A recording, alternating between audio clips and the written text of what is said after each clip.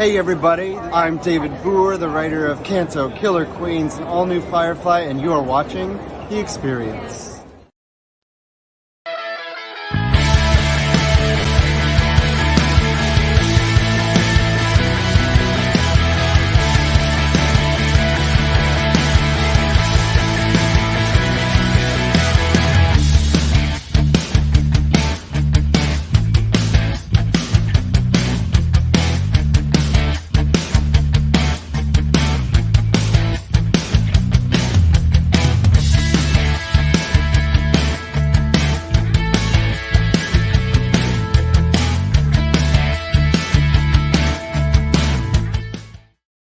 For 24 hours in order to find a bunch of new people. What's up, guys? Hey, everybody. What's going on, guys? All right, we got a bunch of people in the house. Let's see. We got Preston. What's up, buddy? My pizza Zima. You know what? I looked for Zima in my local liquor store and I could not find it. They don't make it anymore, do they? He hasn't. He said he hasn't seen it in quite a while. That was all right. So we got Triple B. We got Ken Burnett. What's going on, guys? Preston, let me answer that question for you. So, I love John, and he tries to think of other people. So he rolls in today with how many DVDs? 6. It was 4 sets of 6. I think. Yeah, 4 sets of 6. All right, lots of DVDs, and one was Ultraman. What was the other one? Gigantor, which I would love to watch, but I don't own a DVD player anymore.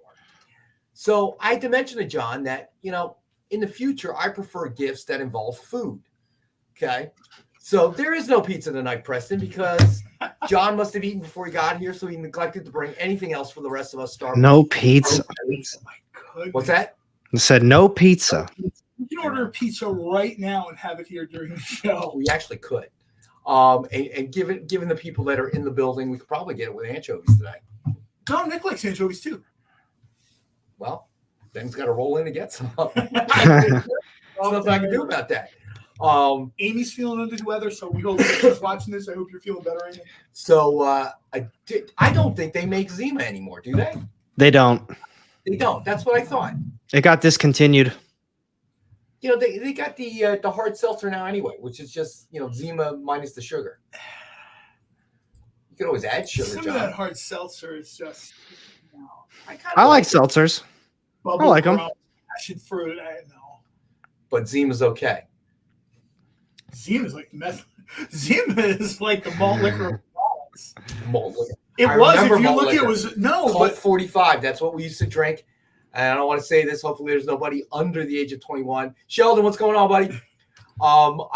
That's what me and my buddies, we used to have when I was in high school. None of us were 21 yet.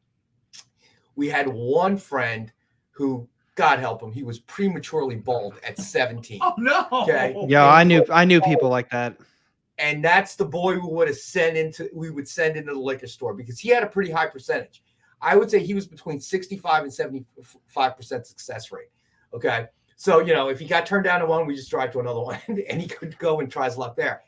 And in an effort to save money, we would get the malt liquor because of the higher alcohol content. Yeah.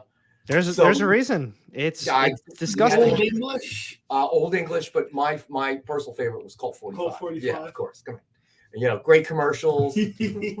I mean, come on. All right. I know just about every one of our viewers is old enough to remember Colt 45.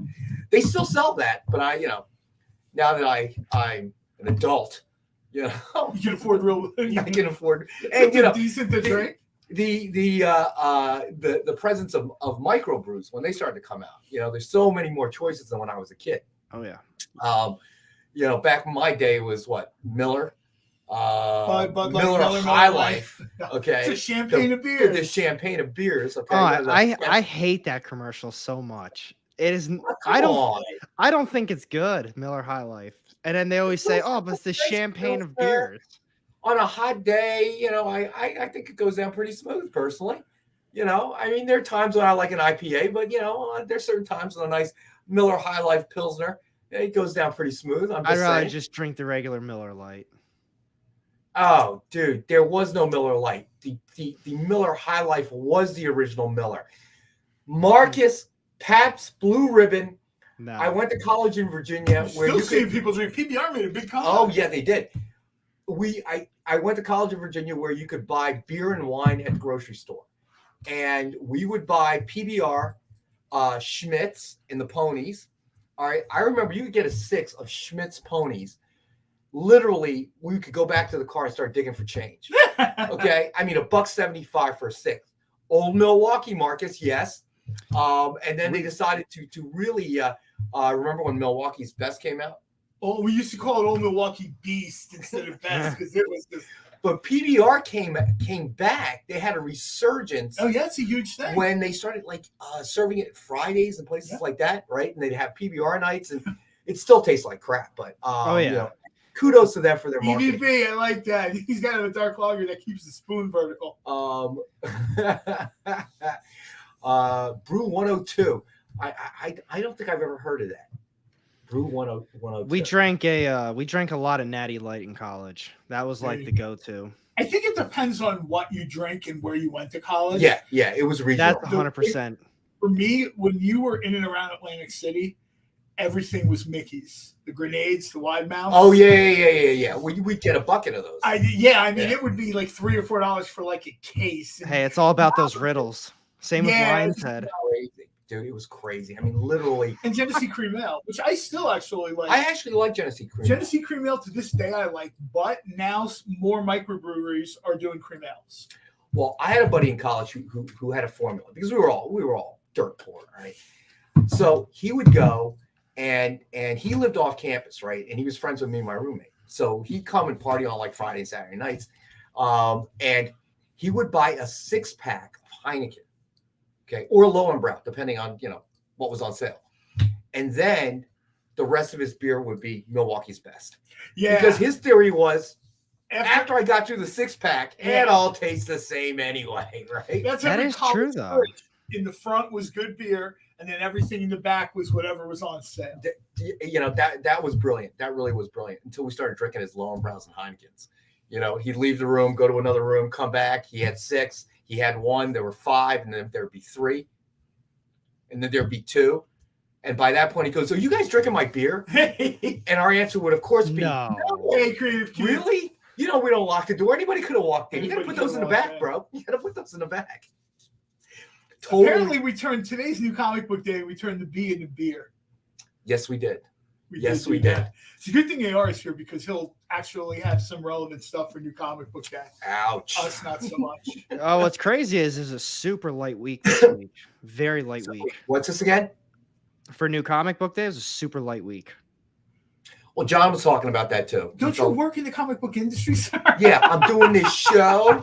Okay, I'm doing all this stuff. I don't have time like you guys. Okay. So let's see. Hey, Creative Keep, what's going on? Blatz. This was a pretty light week. I don't know if it, and the holiday has anything to do with it because next week is next Monday's Labor Day, right? Labor Day.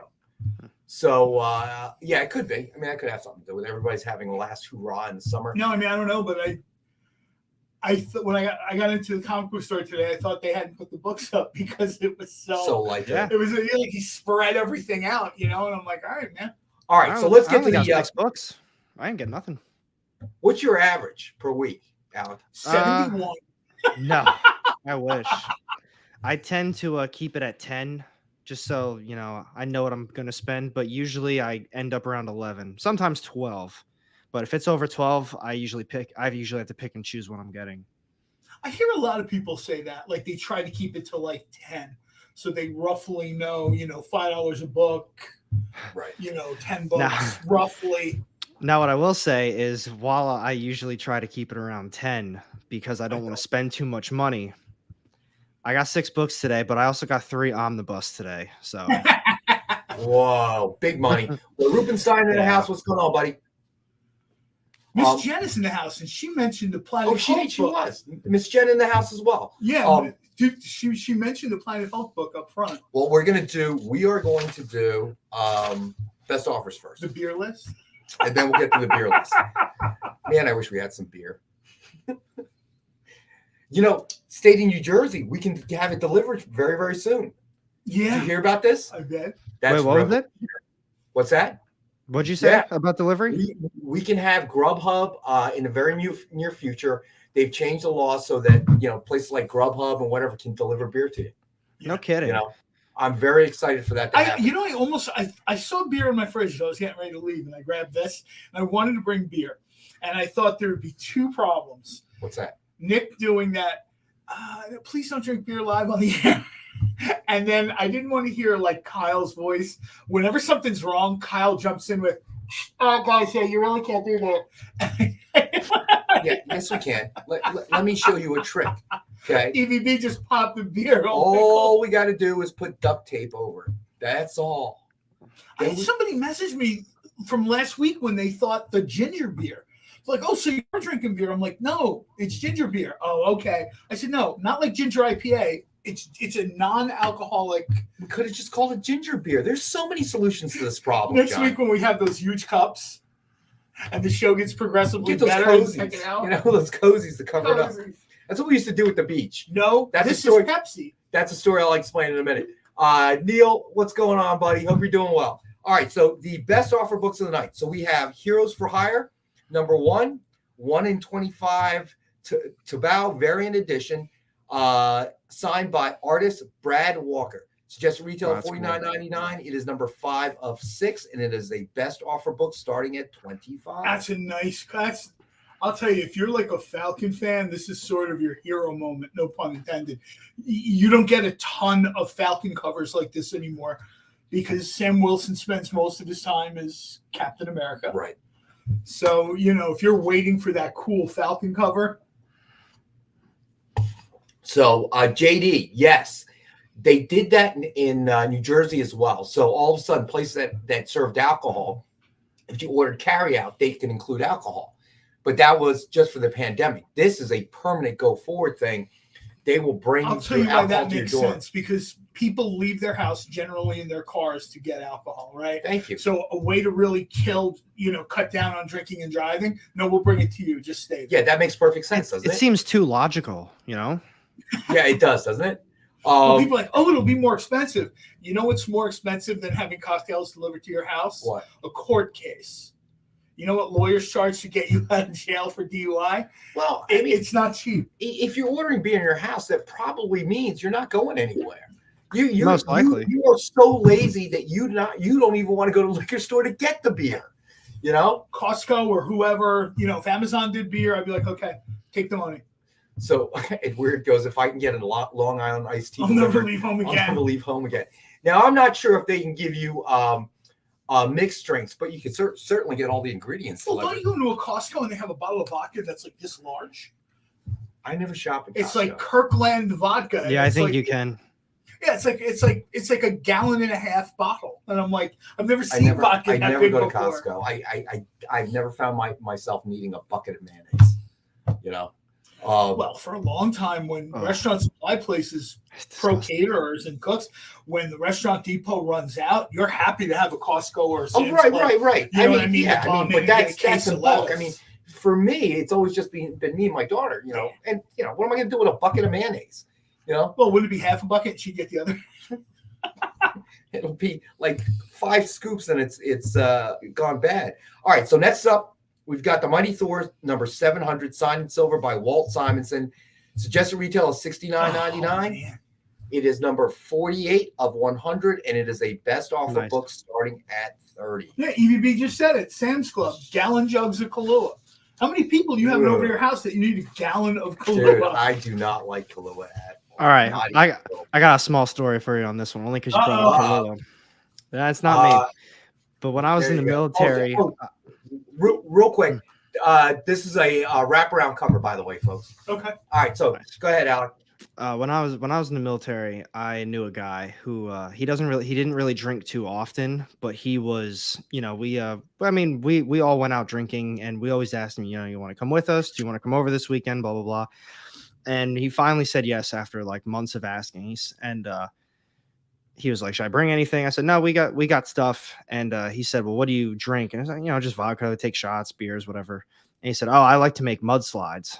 And we were like, oh, or he said, I like mudslides. And we were like, all right, cool. Like, you know, mixed drinks. Like, yeah, I mean, shit, if you want to bring stuff to make that, we will have the alcohol side of it. This man brought over the actual whoever makes Kahlua like that. I guess it's like a Kahlua mudslide mix. And when I Yeah. tell you that is what he drinks Oh. that. He drank that all night and only that. He didn't mix it with anything. He didn't add the other stuff. It was I was disgusted. I Back couldn't in the believe day, it. people loved Sambuca milkshakes. I got your Marcus And they would be for 30 on Simonson. and You they got would it, be buddy. and that was the same thing. It was just you'd look at it and you'd be like, "What are you That's doing?" so gross. That's Oh, something I will never forget. I tell that story to everybody, and since you brought Kahlua, I had to mention it. I've watched this man just drink out of a mudslide container, and that was his. Yeah, I'm drinking tonight. Like that was it. Oh, Okay, fair enough, man. He brings a spoon to the show. Oh man. All right. So that'll be an interesting topic, actually. The worst alcohol experience or type of alcohol that had your worst experience. That's an interesting question. So we'll leave that out there. We'll leave that out there. I can already tell you mine. I know mine as well. Is it worse than waking up in another city on a train with no shoes? No, no, not quite that bad, but I did have to swallow the worm. Oh, yeah. I've done that too. That's brutal, man. I'm telling you, that's a hallucinogen. I tell myself it's a gummy worm. That is absolutely a hallucinogen. All right, so next up we got Cowboy Bebop #1, CGC graded guarantee 9.8, suggested retail of $89.99. It is a best offer book starting at $35. Are you sure you don't want this? Because you like Cowboy Bebop. I do. I love Cowboy Bebop. I'll just call payroll and tell them that to add it to your pay. Unfortunately, I cannot buy my alcohol with a graded comic, as I discovered, and it's hard to put in your wallet. Okay. Just catching up on what Ron's reading. Oh, Ron, Monday night after you mentioned this, Rex and I probably had a conversation for 20 minutes out in the parking lot. And I was agitated. I was real agitated. So I decided I'm going to be calm for the sake of the show. My sole comment on here is that I have reasonably good knowledge that CGC did not contact Dynamite or the manufacturer of those metal covers. Therefore, they have no metric, no reasonable metric by which to grade these. They literally don't know what they are. Wait, I'm behind on the times. What's going on? Yeah, you're way behind. Let me get to the last best offer book. Mad Balls versus Garbage Pail Kids #1, signed with cover sketch by Ken Hazer. And I'm going to need everybody's help. I do not know. I could not identify the character. I didn't have enough time in my day to do it. So if anybody knows which character that is, I was trying to find a trade paperback, which I believe lists all the various characters. But I just, with Amy out last couple of days, I've just been swamped. So if anybody knows which character that is, let me know. Atom Bomb. Thank you, Jen. Thank you, Jen. Really? But I thought Atom Bomb was the one that head explodes. I'd say that head's pretty close to exploding, man. Well, that's more of a stretchy gummy kind of, ED all right. up for 25. All right, Ed Weird. Gotcha, buddy. I feel like it's not, but I mean, I can't say it is or isn't. I don't know. You want to text Ken real quick and say, hey, what did you draw on here, man? It might be. I think Miss Jen is right. Yeah, I'm going to go with her since we don't have any other. Atom Bomb has like the little blonde hair, right? Well, I mean, I'm not that old that I kind of remember. I thought he was the one on this cover. I thought that was Atom Bomb. All right. So the question of the night. All right. So just call this one Rex. Thank you, Marcus. Rex. Yikes. That hurts me deeply. Yikes. Not really, but it's Patty Putty. Oh, Ed Weird for the save. Nice. Okay. Gotcha. That makes a lot more sense, though, seeing his face like that. We're going to send him something. So, what's that? We're going to send him something. Ed Weird? Yeah. Well, you know what? Yeah, Ed Weird. We'll find something to send you. Yeah. It 100% is. There's one of the cards is literally that picture. Okay. Okay. Cool. All right. So Ed Weird plus gift. I'm just gonna put that there. I'll figure out something. I don't know what, but thank you, Edward. Good call. Stevie B said, based on the chat so far, we should be looking for a nightcap and not a Rex cap. I like that. Oh, I like the nightcap idea. When we did the episode from the brewery. So, yeah. So what ended up happening was just bringing Alec up to speed. Ron got his metal covers back from CGC, and they were a 9.8, a 9.8, and a 9.6, which obviously made Ron pretty unhappy. And I got to say, I totally sympathize. So there you go. I think that we discussed it on Monday a bit, and something that we always see happen is when a company that's in a niche industry gets bought out by somebody big. What usually happens, and this happens in every industry. Creative Keep is actually just talking about, like, continuing about that. We talked about this. CGC isn't CGC anymore. It's a division of some other company, right? Generate revenue.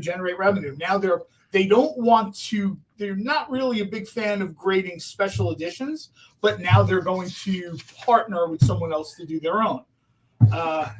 If I'm sending something to get graded, it's not going to CGC. I think that they are in a precarious position right now. I think.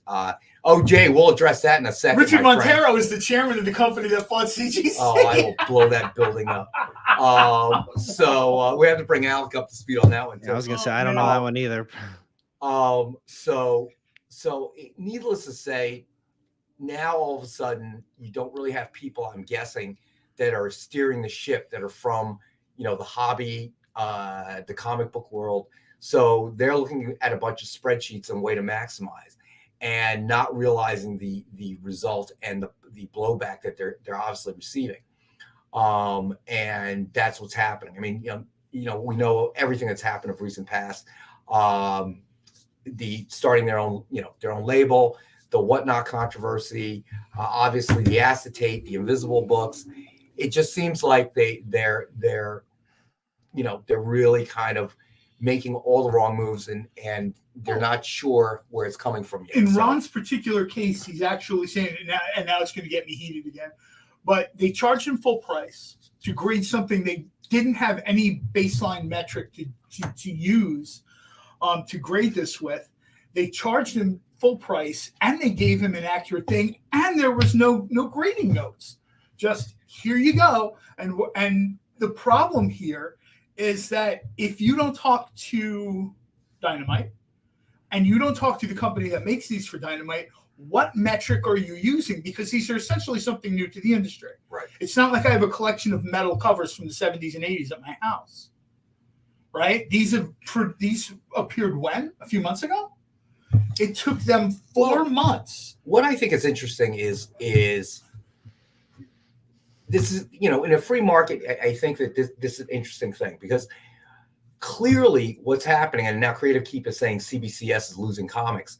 You send to them. That was a crazy story. I don't know if you guys have heard that one. Yeah, I heard that too. There's a story one out there. I didn't read the whole thing, but basically, it's a Creative Keep just summed it up. Imagine if you sent CBCS a comic, right?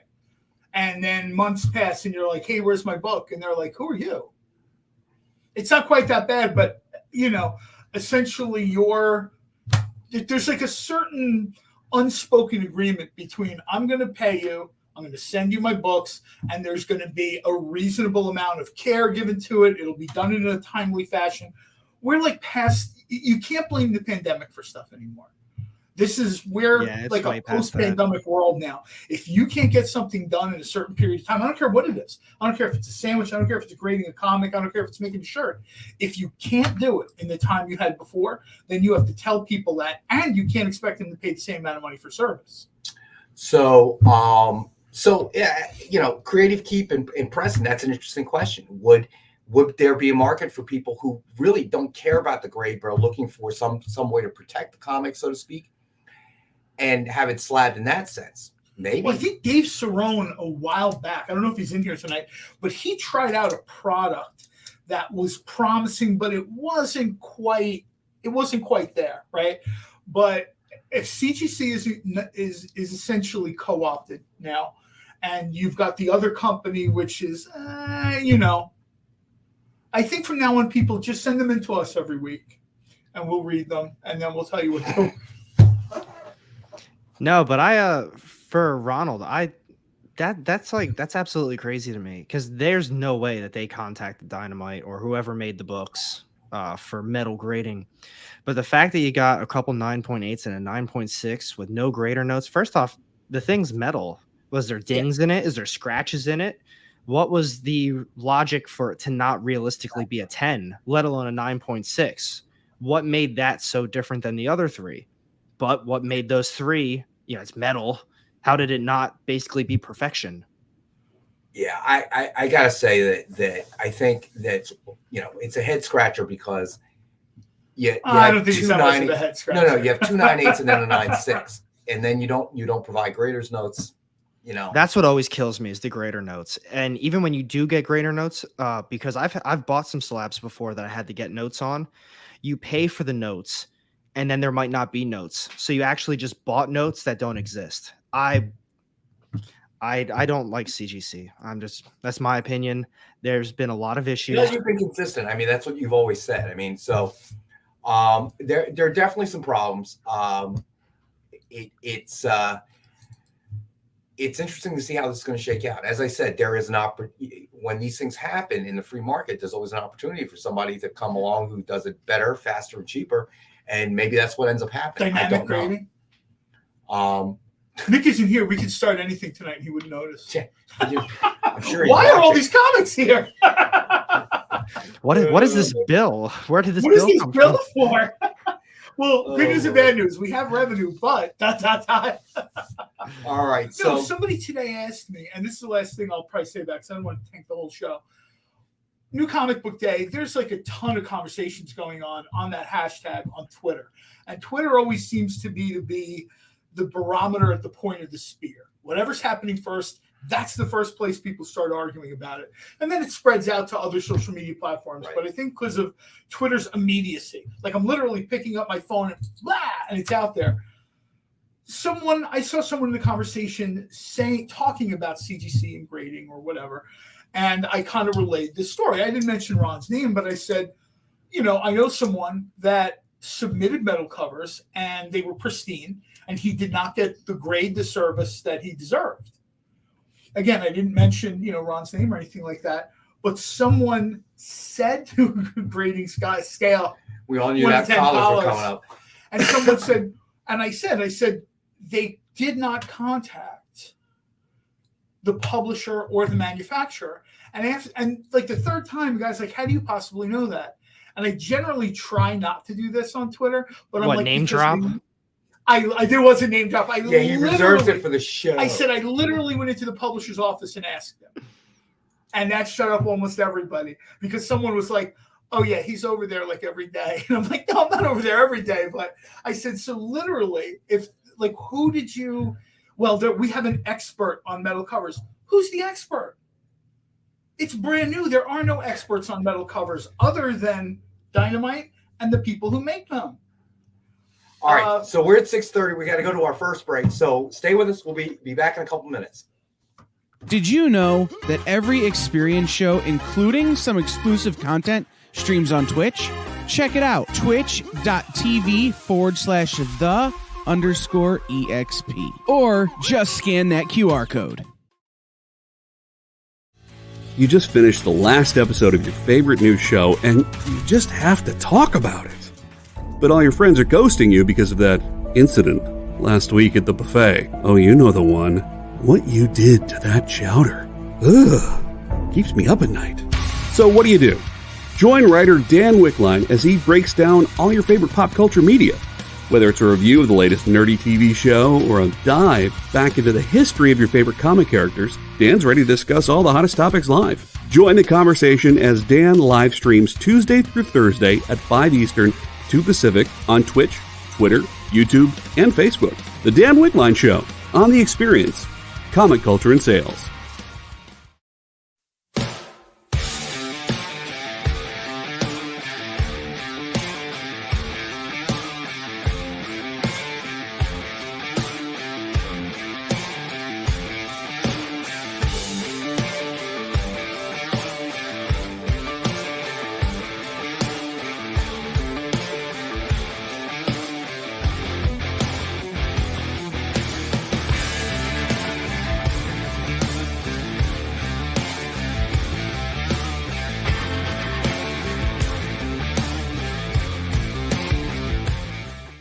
There's a super new way to support your friends over at The Experience. Head over to YouTube and send us a super chat, a super sticker, or a super thanks. We'll be super grateful for your support. And then keep an eye out as we launch membership services over on YouTube. It'll be a great way to get first look access at new content and shows before anybody else. Keep your eyes peeled and make sure you're following us on YouTube. Hi, I'm Hedwig Hale, author of She Bites. You're watching The Experience.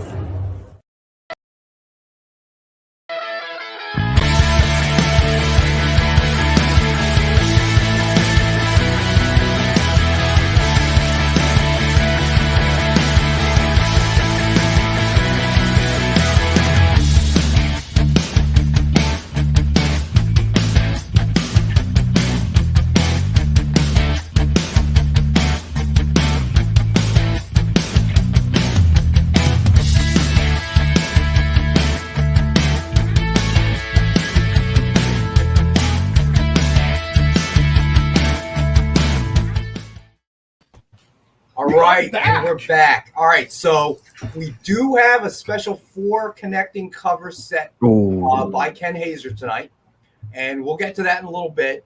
But we have one that Nick's going to show in about a second. Yeah, we put this in our emailer, and this is why moving forward we're not going to be pre-selling any more connecting covers because we had no way. We forgot that we pre-promised this to Ronald. Okay, oh boy. So Ronald has this. Hey, Vanna White, can you give me a hand? Sure. I can do So this is, and it's all good. Why does it look like he's an Avenger now? Exactly. So this is Ronald's. We will be getting more in, but this is one of the things why. Look at Ronald. You need to claim it now. So this is Ronald. That's gorgeous. We will be getting another 1 or 2 of these in soon. That's incredible. Isn't it? Well, Yeah, that's legit. Hold on. So someone who wants this, claim Planet Hulk. So come on, Van. Oh, we're gonna do it again. We're gonna do it one more Oh, time. no way. Another one? I didn't even realize the Planet Hulk one was going to be a 4-piece. All right, and we do have a picture for that one. Do we? Yeah, there it is. Yeah, look at that. That might be my favorite one that you've had on It's this like a channel little so bit more far. effective. Nick, turn around. Yeah, look Oh at yeah, that. that works way That better. looks way better. Creative Keep, you want to hear the price first or what? He said no. All right, so What is money to him? all right, so Chester retail $600. We have it for $399.99. Michelle All was saying right, somebody so claimed this already. Creative, I'm gonna pencil you in here, buddy. That is But incredible. it's okay if you change your mind because I didn't say the price before you claimed it. Buy now, I'll cry cry later. later. All right, buddy, you I got say it. that to people Wow. sometimes when they're like, "Oh, maybe I'll wait for the price to go down." I'm like, "The show comes out next year. I guarantee you the price won't go down when the Yeah. show comes out or the movie." So we will. What was the price for the Punisher? I don't remember. Ronald, I told you it's whatever price we sold it for last time. I'll be same able price. to look that up tomorrow. Yeah. Ron, don't worry, buddy. You know what it is? Once I told Rex that I forgot that we had promised this to you. We didn't put it on the show. Yeah, even though once it was in the emailer. So this is the text I got from Ronald. Although this is Please don't hold up your phone this time. no, I'm not. Thank you. I'm not. But it's kind of funny, which means everybody.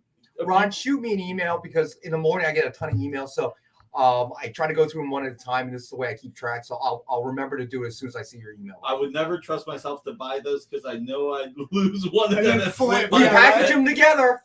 We do put them in one bag. I think So if I- Rondo texted me last night. So Nick, how much do I owe you for the Hazer Punisher 4 connected cover CCA set? I see it's going to be on the show tomorrow. Wait, I think we're Rupenstein. Ron, didn't you frame one of those up together? He did. Yeah. See, that's I what don't I have the would do, picture. too. I don't have the. Hey, Ron, if you get a chance, you can email Nick the picture, and Nick will forward it to JD. and we can Anyone throw with it a up. knee fetish will be going for that I mean, one. Well, there's a lot of knees there. I got it. Actually, it's not that shiny at the knees. I got a little reflection on the photo. The fact so that that's it's a on gray me. Hulk makes me Actually, so happy. see if we could put that down. Who's producing right now? JD. JD, put that down for a second. See if we could. But make sure you put the Mad Paul's GPK back up. That's a best offer item. Yep. Hey, I just want to make sure that's Ken Hazer that did that, right? Well, yes, sir. Yes. Wow. Okay. Well, no, don't mess with the camera. Don't mess with the camera. How's that? A little bit better? Not Sure. really. Ronald, they are all going out tomorrow. You wanted to save on shipping, I thought, so we're putting. Ron, yours is. I know for a fact that yours was boxed up today. I don't know if it made UPS. Oh shoot! I thought we were waiting for this. Dude, he has a ton of stuff already. Okay, Yeah, all right. yeah. So, yeah, we'll send this one separately. So this is what I said. Cute way to ask. I'm not going to go through all the. So Ronald goes, "Hey, I'm just trying to make sure I have my money together for the last set before my wife catches up to me." Oh no! Run fast, run Forrest, run. See, I have a buddy that for years has been the mail driver. Ron's for free everybody in our framing group. service. Ron's free. JD, you got to pop that up from my That's business funny. team from Ed Weird.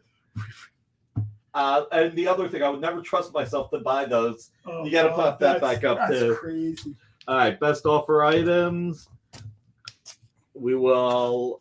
This is going to Creative Keep. Congratulations, you Congrats, will love buddy. this. We will try and get another one or two of these in over the next few weeks.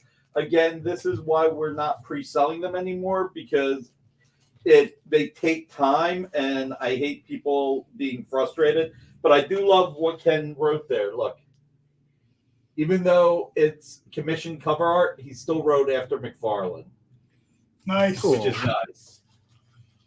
Tractor Trailer will show up to deliver all Ron's I know, buys. right? So wait a minute. The toy guy used to draw comics?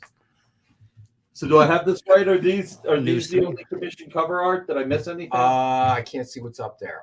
Yes. The only other thing that was filling that hole in the middle was the Planet Hulk. Okay, that Avengers rocks. Let's do that. Holy! All right. You want to throw the So Avengers up we there? can do that one. Yeah, So I we think that's got the last one. Avengers That's cool. X Sanction #1 signed with cable cover sketch by Kevin Greaves. Man, Suggested that's retail cool. of $89.99. It is numbered number 30 of 50. We have one available for $65. Wow, that's pretty cool.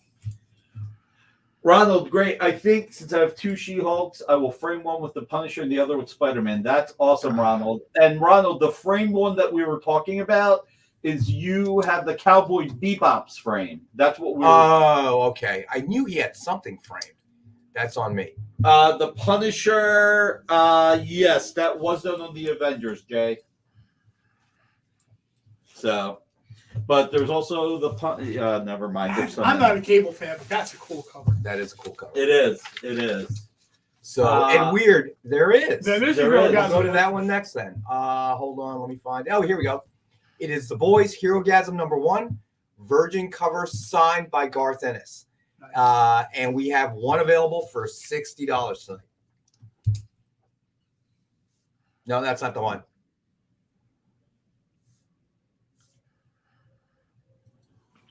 Man, and you said for There 60. you go. Nice. Yeah, so we have that one available, signed by co-creator Garth Ennis, and we have the one available for $60 tonight.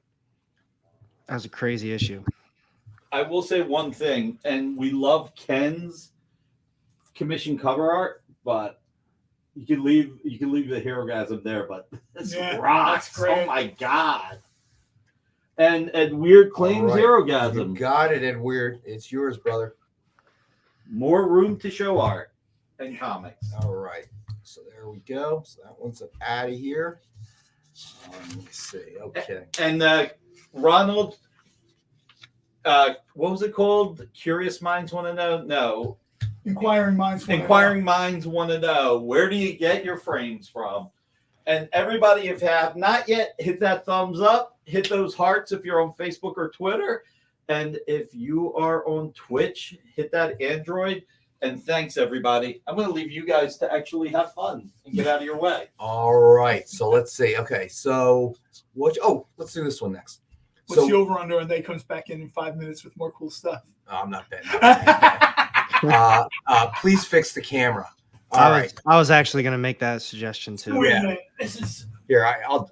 You want to send it? I'll do it. I mean, I'll It's try it, funky. but- Now you got to get that cable up. So, and that'll even it out a little bit. Not too far. No. Oh, Nope. almost there. Wait, that It's the Blair Witch Project. that's not bad. Show us Well, John, show us your nostrils. that's pretty good. Yeah, that's a no. Is that okay? Yeah, I think it looks good. Yeah, that works. Yeah. We're missing the nostrils though. Rex asked.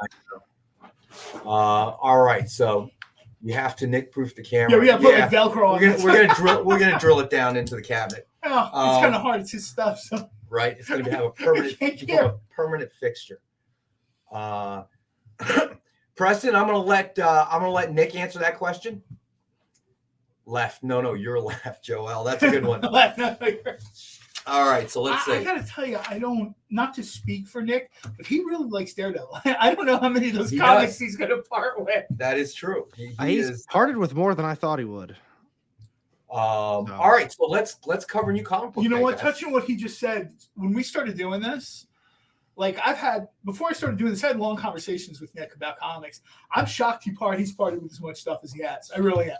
Not like of his own stuff. I'm not talking about the stuff for Dynamic Forces or whatever. I mean, his own stuff, original art stuff that he sold. I'm like, when he did it the first time, I'm like, yeah, he's never going to do this again. But the original art show is still on there every week, Fridays at 7. 7. I think it's 7. So I'm no surprised show by this that. Friday though because of the holiday. So just keep that in mind. All right, so guys, new comic book day. There's not much to talk about. Yes. I know, but there's always something to talk Oh, you know what I will say? I was really surprised with it, and I think I was talking about it with you guys last week. They came out with the new Thunderbolts series this week.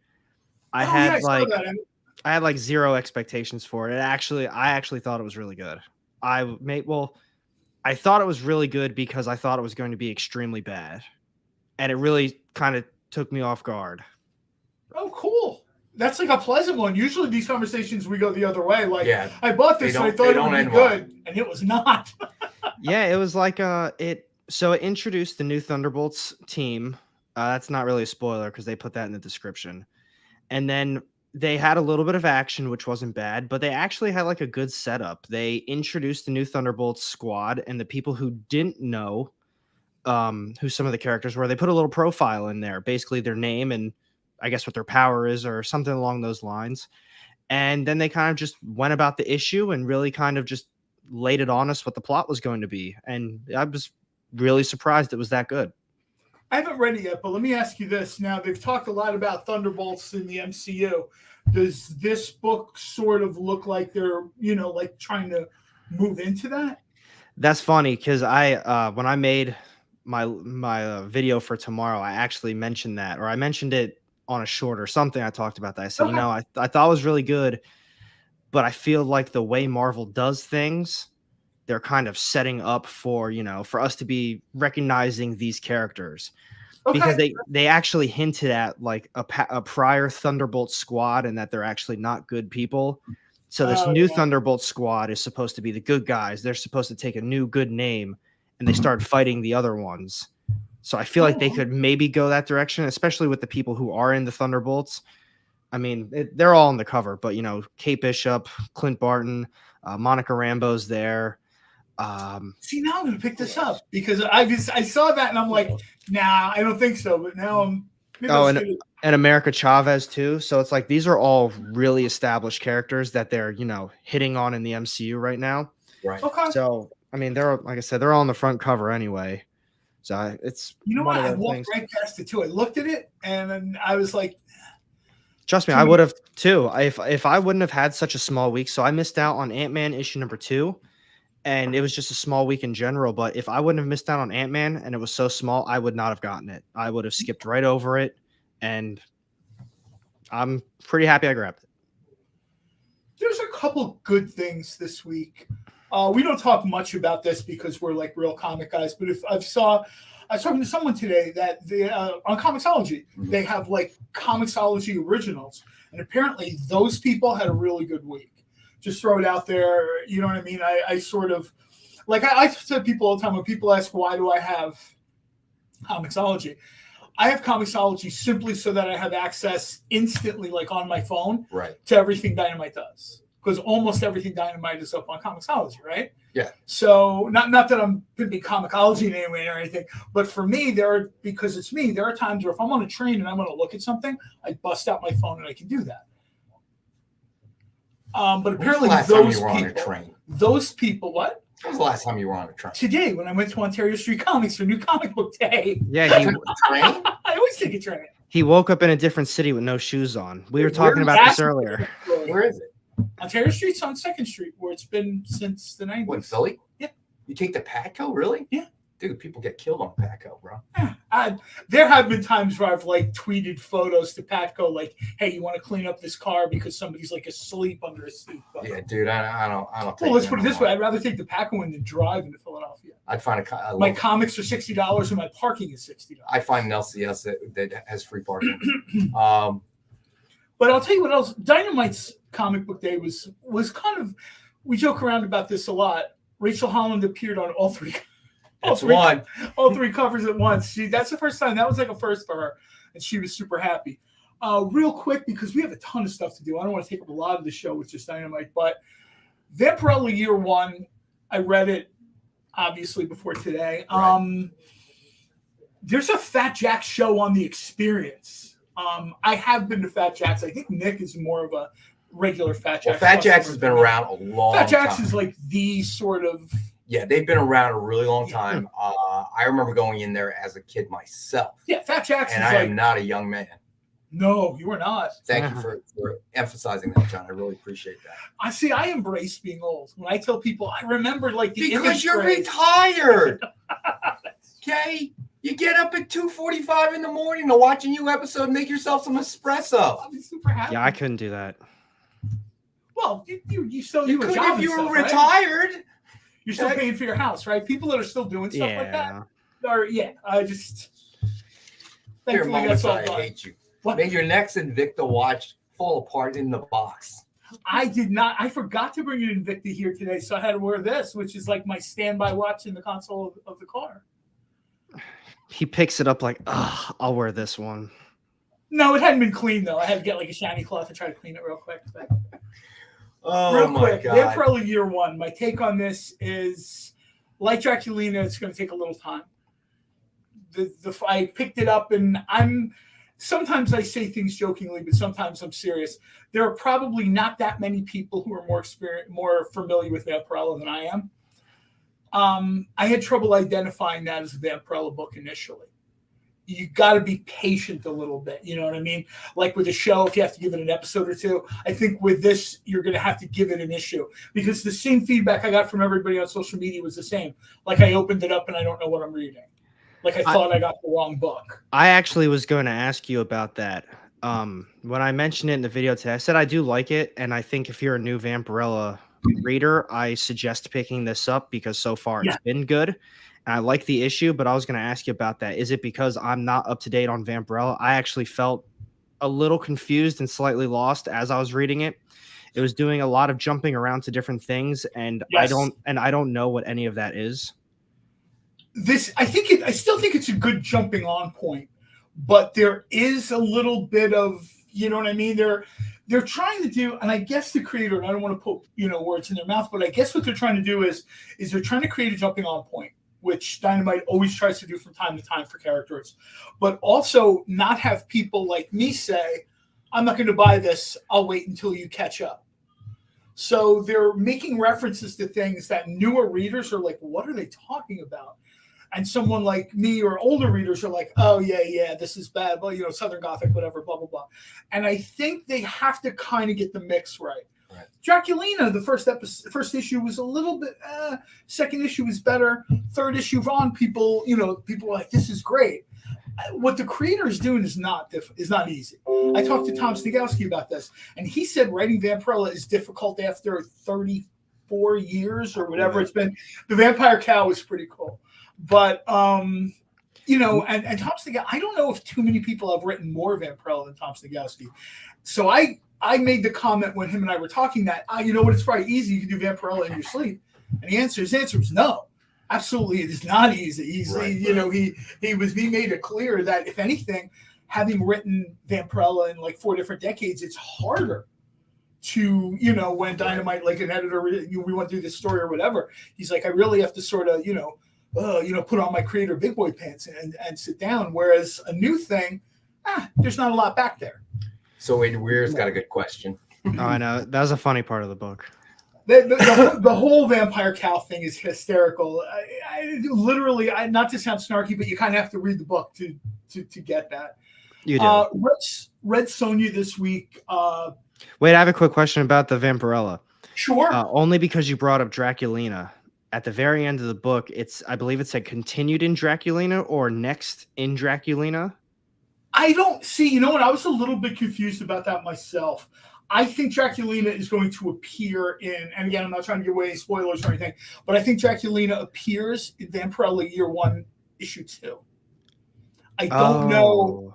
That was my impression of it, because having looked at Draculina, I haven't seen like a Vampirella Year 1 crossover, right, quote unquote.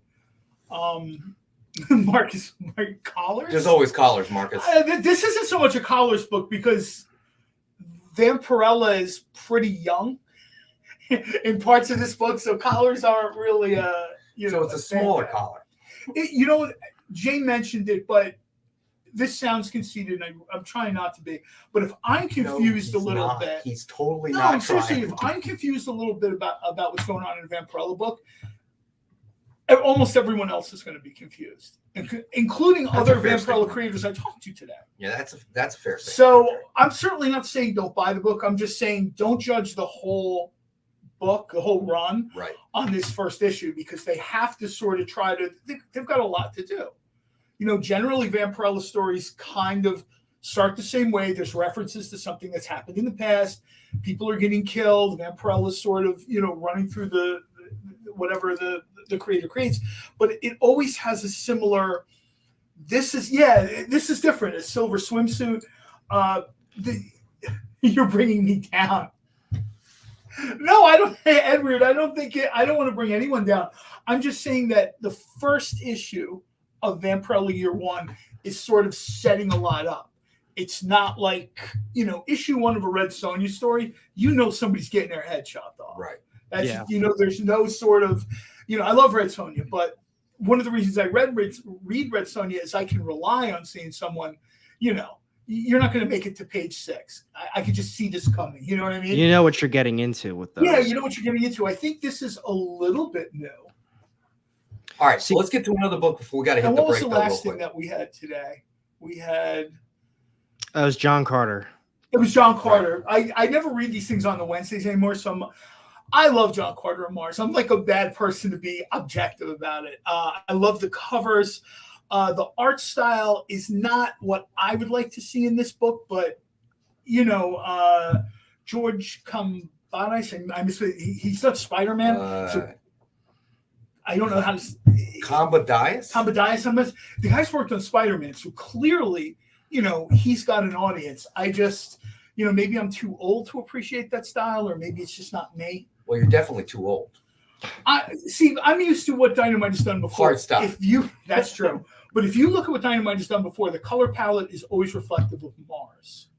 Right. So kind of a reddish tint. So there's always a kind of reddish tint to it. This is a very different story, which I give the creator, Chuck, I can't remember his last name now, a lot of credit for trying. It's something completely new. Right. But I think it's just, there's a little bit of a disconnect there between the story and the art. But I literally, anything with John Carter, DJ Thor's, if you're a Dynamite fan, if you're a Pulp fan, that should probably be in your pull list. All right, let's get another book out there before we got to go to break. And then when we come back, I will do a Rex cap. Oh, All right, so I think we've only done like 3 books. Do we have enough for Rex? We've actually done more than 3 books. I think everything is sold that we've put up. All right, let's go home. All right, hold on. So I agree with you, Jay. That's John Carter is a property that's more than 100 years old. I've been reading that property for 40-something years. The comics, whatever. It's just, it's a little, I would suggest everybody check it out on their own. But it's just, there's a little bit of a disconnect for me. I would say this is not my favorite John Carter story. All right, Yeah, so that we Dynamite's have done. Shadowland #2, black and white variant, signed by Billy Tan. Suggested retail of $29.99 is number 5 of 5, and we have one available for $19.64. That is really nice. It is. With a massive kingpin in the back. All right, so that is available as well. Let me see.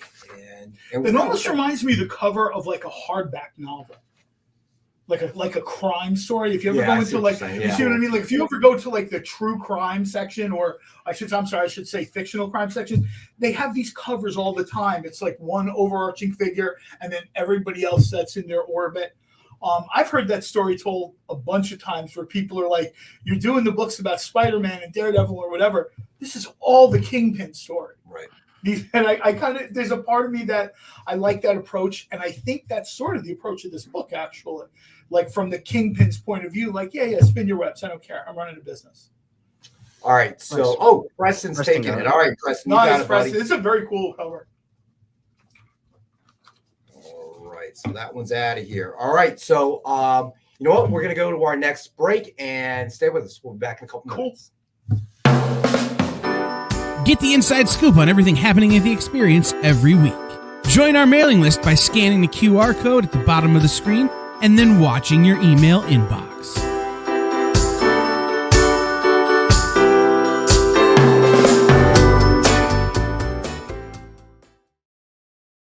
Imagine being at a convention and going to an interview panel that's just for you. No bustling crowds, no hours-long lines, just you, the moderator, and your favorite comic book creators. Well, this is pretty much that.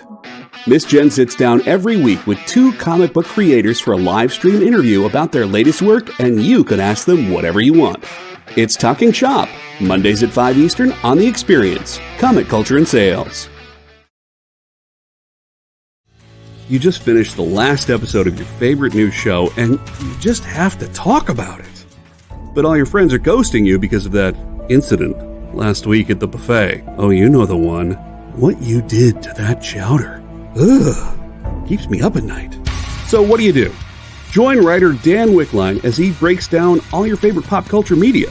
Whether it's a review of the latest nerdy TV show or a dive back into the history of your favorite comic characters, Dan's ready to discuss all the hottest topics live. Join the conversation as Dan live streams Tuesday through Thursday at 5 Eastern, 2 Pacific on Twitch, Twitter, YouTube, and Facebook. The Dan Wickline Show on The Experience, Comic Culture and Sales.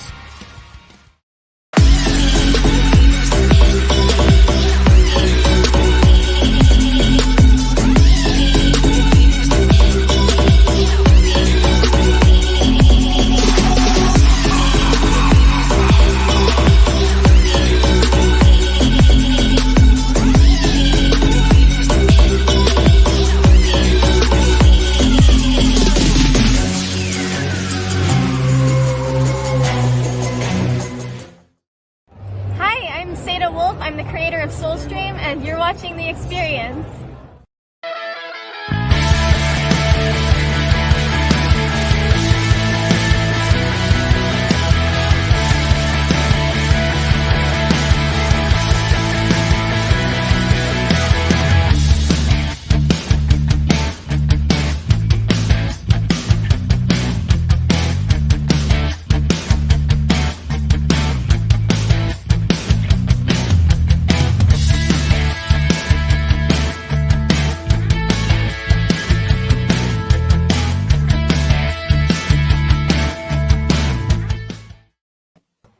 All right, and we're back. All right, so Preston wants to know, let's see. All right, so Ron says creative. The Green Llama is my favorite character in Project Superpowers. I very much like the Green Llama. I kind of think of Peter Cannon as separate, even though he's from that same universe. Right. I tend to think Peter Cannon is separate. But the Green Llama is... Are we doing the contest tonight? We did not have one planned. No. Oh, okay. We are now. No, we're not. No. A Green Hawk. What's a Green Hawk? I don't know. Do you mean the Green Hawk from the Geico commercial? There's like a Geico commercial about... Green Llama, there's a better chance than Green Hawk. I got my nightcap during the break. Well, we talked about beer in the beginning, so we said it would be more like a nightcap than a Rex cap. By the way, whoever picked up the Shadowland, great pick. That's a beautiful cover. I love Cassidy's cover. And we did a Green Lantern book, didn't we? When we did the breakdowns of the origins of the Project Superpowers people. Yeah, we did. All right, so next up we got Spider-Girl number 1 in 15 variant, incentive variant by Mike Del Mundo, covers signed by Paul Tobin. It's just retail of $49.99. We have it is 9 of 9 that were signed, and we have one available for $25. Preston, you're right. The Green Lantern does rule. The Green Lantern did one of my favorite things in comics ever. He just sprouted like a massive antediluvian. Thank you, buddy. Nice. So that is available tonight. It's just retail $49.99, and we have one available for $25. All right. I could be wrong, but I feel like Spider-Girl sells for a lot of money. I could be wrong though. That's definitely a good book to have. Are you putting this company in financial danger again by mislabeling a price? Maybe. That's not my book. Maybe there's a zero missing. I don't know. They're not my books. I never sell my books on this show. Oh Lord. All right. I got an email, like a forum email from one of the claim shows, like, "Hey, have you ever wanted to sell your books?" I'm like, "Not once in my life," and I'm 57 years old. No. Yeah, when you take it from my dead fingers. All right, so let's do a quick recap. So we ended up selling a lot of stuff. All right, so we have Heroes for Hire number 1 in 25 incentive, Talbot variant edition signed by artist Brad Walker. Suggested retail of $49.99. It is a best offer book at 20, starting at 25. Let me see. And it, best offer, nobody has claimed Spider-Girl. Okay, hold on a second. Let me find it. That's crazy if no one put a bid in for this one. I mean, signed, cool cover, and 5 out of 6. All right. I think this is sort of like you really need to be sort of like a Falcon fan here, assuming you're just not collecting to buy and sell. Too. I mean, this is an amazing cover. All right. So, Preston, you just messed up the Rex cap because now there won't be enough. Good job, Preston. Good job, Preston. Good job, Preston. All right. So, you know what? We'll go to another book. This is a good one. Secret Invasions number 3, DF exclusive alternate cover, signed by Mel Ruby. It is number 21 of 499 signed, and we have one available for 20. Secret Invasion's been selling. I keep looking up for the omnibus, and it's selling for so much money. It's insane. I regret missing so many opportunities for getting it for like $50-$60. FOMO. I know. So I hear Ezra Miller has met with powers that be at WB Discovery. I think Ezra Miller realized that with the way that WB Discovery has just been slashing projects left and right, that maybe it's time to chill out a little bit and deal with the situation. No, if anything, he has all the negotiating power, because all the early reviews are saying that the movie's fantastic. They're probably going to give him a raise. I don't think so, man. We've talked about this before with the way that they've just been slashing projects. The animation groups and agents, there's zero trust now. Let me see.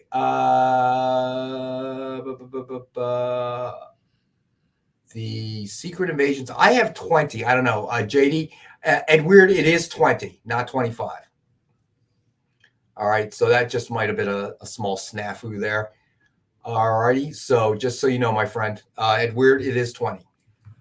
But yeah, no, I mean, the way they've been kind of dealing with stuff, they're just, you got animators that don't trust them at all because they've slashed all this animated projects that were in the pipe, not renewing other ones. It's no big secret they're trying to move away, I guess, from that more youth programming, which would be a huge mistake in my opinion, but whatever. Jay, I got to interrupt here to do multiple name drops. Here we go. Well, I see these guys talking about more Vampirella the Vamp. Get the shot glasses ready. Which is kind of like my favorite version of Vampirella from Vampiverse. I saw Dan Wickline's name mentioned. No offense, but I would think that if that book is going to be a series, Tom Snigowski and Janine Atchison would probably keep doing that book, because I've talked to both of them on multiple occasions and they love the Vamp. They would love to do a whole sort of circa World War II era of Vampirella, and So, where Rubenstein, I saw that. I would agree with you on that comment. Emmy Comics, he's back. Thanks for joining us, buddy. I would agree with that. He is, at this point, Ezra Miller is a time bomb. And the only reason that the situation exists right now is because obviously Flash is already in the can. So it is so close. And, I've heard that as well. It's tested well. The reviews have been positive. But, going forward, how can you? It's just too risky for any corporation to do. And Marcus, I saw that as well. I read that today as well. So, but where Rubenstein says he wants to watch Harley Quinn but can't find it streaming anywhere. The animated series? The animated series should be HBO Max. Yeah, it should be on HBO Max. I was gonna say I wouldn't be surprised if it was on that. So yeah, if it's the current new animated thing, that's on HBO Max. If you're talking about the movies, the movie, I think one of them is on HBO Max. Yes, I think so. Like I think it's the more first recent one. The first one is no. I thought the first one's on HBO. Maybe it is. I'm not 100% sure. I'm really glad Stargirl starts tonight. With the exception of the Flash, Stargirl is probably as good, if not better, than the Flash in that sort of CW Arrowverse. Stargirl should be what they're shooting for once they kind of finish the Green Arrow. DC embracing dark and grim and gritty. I don't want to see that. Marvel is the grim and gritty character. DC Cat Comic Company. DC is sort of like the bright shiny company. Legion of Superheroes and stuff like that. It sounds like it's just a bunch of accountants looking at spreadsheets. I wouldn't be surprised. Let's do more. They're determined to do 3 Batman movies, 2 more with Robert Pattinson. I'm like, you're kidding me, right? You're going to make me sit through 2. Well, actually, they're not, because I've gotten to the point now where the way they're being corporate, I have to be real careful. Like, I don't want to see that Flash movie with that guy, so I don't want to watch it. I don't want to see Robert Pattinson be Batman. Literally, the guy who plays Batman in Bat in the Sun is a better Batman than Robert Pattinson. Right. I still haven't seen that Batman movie. You're not missing much. I don't know. I hear everyone loves it. I liked it. So let me answer Weird's question real quick. So in Weird, when we say a DF exclusive cover, that means we've worked in tandem with in this case Marvel, and commissioned our own cover, our own exclusive cover, and distributed to us, and then distributed from us, so to speak. So it's kind of like our own alternate cover, if you will. So I hope that explains it. If it doesn't, let me know, and then John will take a shot at it. No, the Guyliner Batman thing. No, that's not. No. I enjoyed it. It is, I enjoyed I didn't think I would. Robert Pattinson. People have criticized some things about it, like the muscle car being the Batmobile and stuff. It is, once again, good or bad.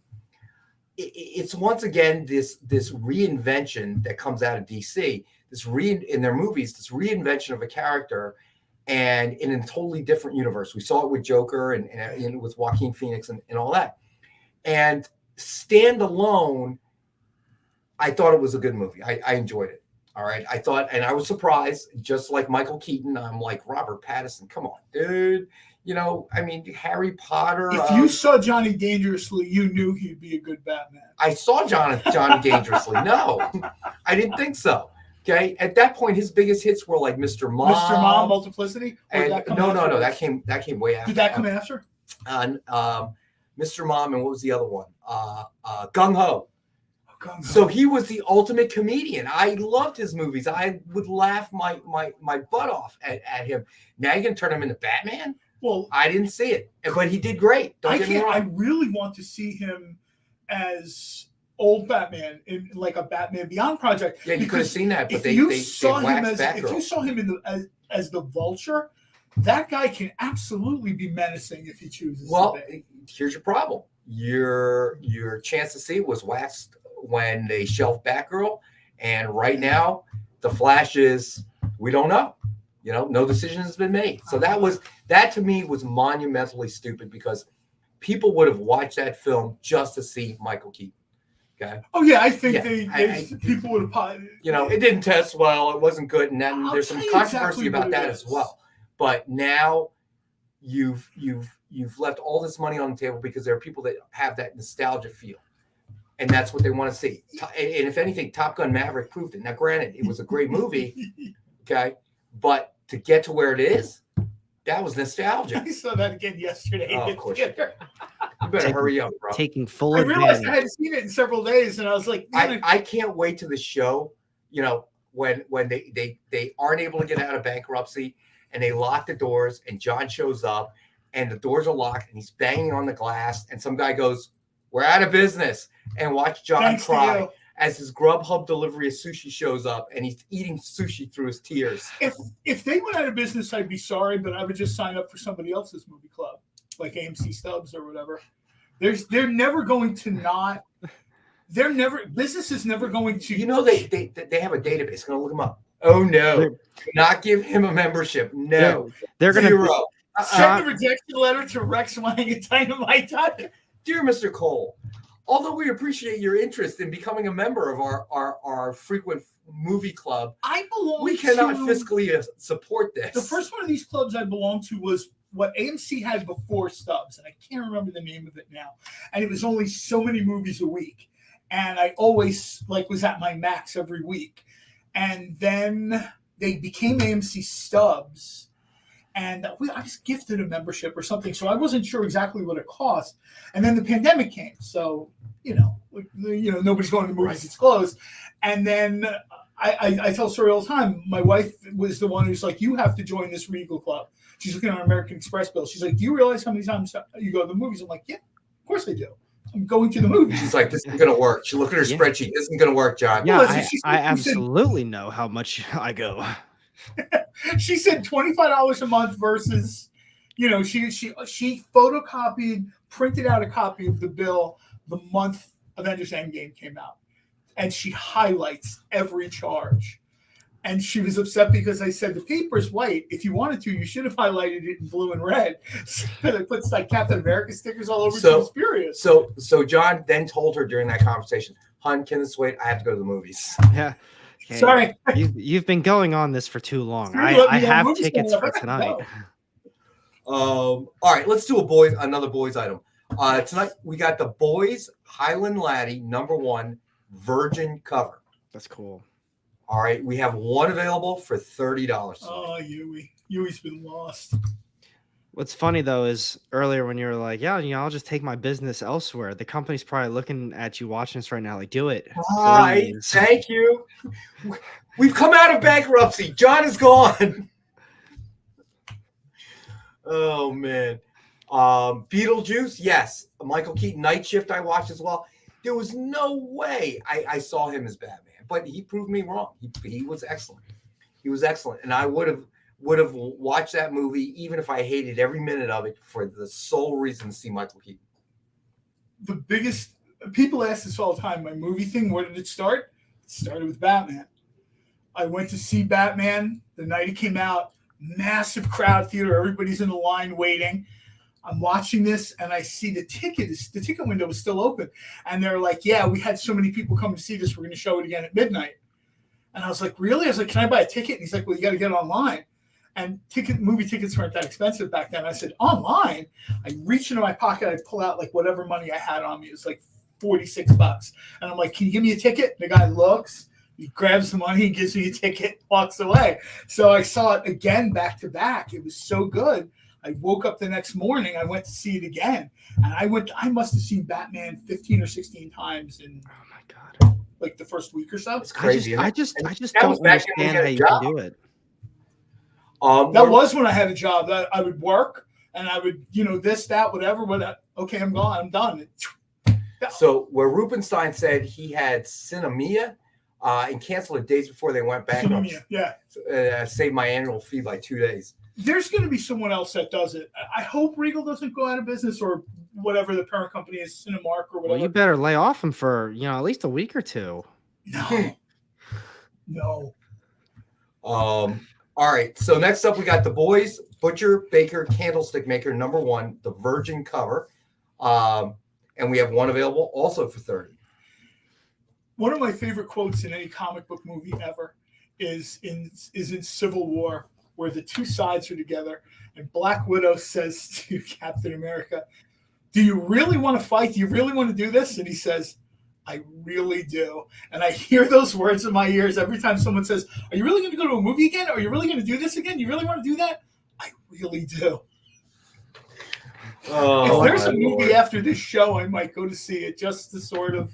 What's the other Captain America quote? I could do this all day, or I could do this all night. Day. Oh, we've seen the movie twice. I'm tired. That's what the espresso's for. I'll be back in 15. Oh my Lord. Let's see. What I did want to say though is obviously it came out last week, but She-Hulk episode 2, I actually enjoyed that one a lot more. I enjoyed it too. I thought there was less Hulk action, but that was okay. So I really did enjoy it. I'm liking that series. I'm now over my CGI issues, because I'm getting used to it. You just have to accept it. It is what it is. It's like when I watch an old movie I like, oh, these special effects are horrible for like 1994 or whatever, but Stevie B. Yeah, I don't need one without it. Emmy Comics, I agree. I feel like that's my only complaint. That was short. Super short. Well, plus you're obsessing on the kind of Mark Ruffalo Hulk Easter egg of Planet Hulk, World War Hulk. I'm not sure exactly where they're going to go there. I wouldn't be surprised. Oh shit! I guess I don't know.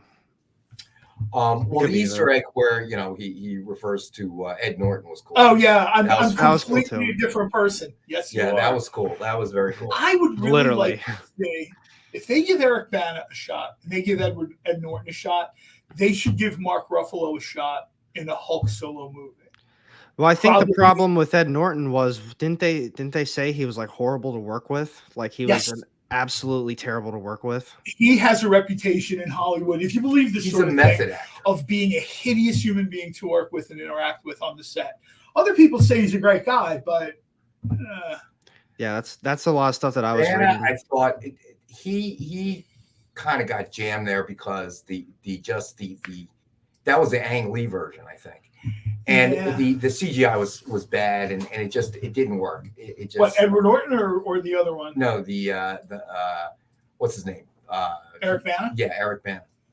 Well, that's an actor who's almost disappeared. That guy was huge at one point. He was, and I guess he decided, okay, I got my money, I'm out, and I totally respect that. But yeah, I mean, he was. I would love to see a solo project for the Hulk, but I don't want to call them Hulk Vengers, but I absolutely wouldn't mind seeing Abomination, She-Hulk, all in some sort of Planet Hulk / World War Hulk mashup. Maybe that's what they're kind of. And a Red Hulk should probably be in that too. Because to be quite honest, what's Ed Norton done lately? Not much. He doesn't need to. He's done too. He's done. Yeah. He's another guy. He was in a ton of movies for about a 10, 12-year period.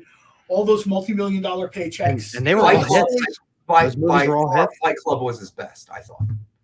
What about American History X? That was him too.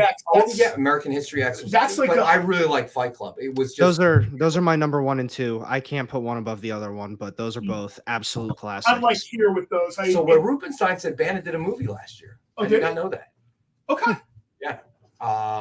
He's kind of fallen off, obviously. But I like what Jay said, a live action Hulk and Agents of Smash. Something like that. I don't know if you would actually have Agents of Smash, but I think that would also be a good way to introduce Sword into the MCU because, it's Hulk traveling to another planet, he return. I think if you're a talented creator, there's a story to do there for movies. Right. All right. So next up, we got Batman and Nightwing, number 23. Signed in blue by Peter Tomasi. Suggested retail of $44 and is number 10 of 25, and we have one available for $22. Now, what a couple of you guys said before about how, the comments that I literally blinked and it was over and it was too quick. So everyone's complaining, they want more episodes for these shows. But at the same time, now we got more episodes and they cut the time in half. Is that really fixing anything? Not Would really. you would you rather have 5 or 6 episodes at 45 minutes That's or 8 changing the episodes at packaging. 20? Yeah, that's just changing the packaging. Instead of 8 hamburger rolls, you're going to put 4. If I sell you a cheesesteak and you like it, and you come back and you want 2 cheesesteaks, and I take the 1 cheesesteak and cut it in half and wrap it in 2 things, I'm not. No, that's actually. And that's exactly what they're doing here. We want more episodes, so now they're 28. They just cut them in half. 48 minutes. No. So Jay Burns says makes me worry about Daredevil. That's legitimate. Because that's what 18 episodes they said. 18, I think.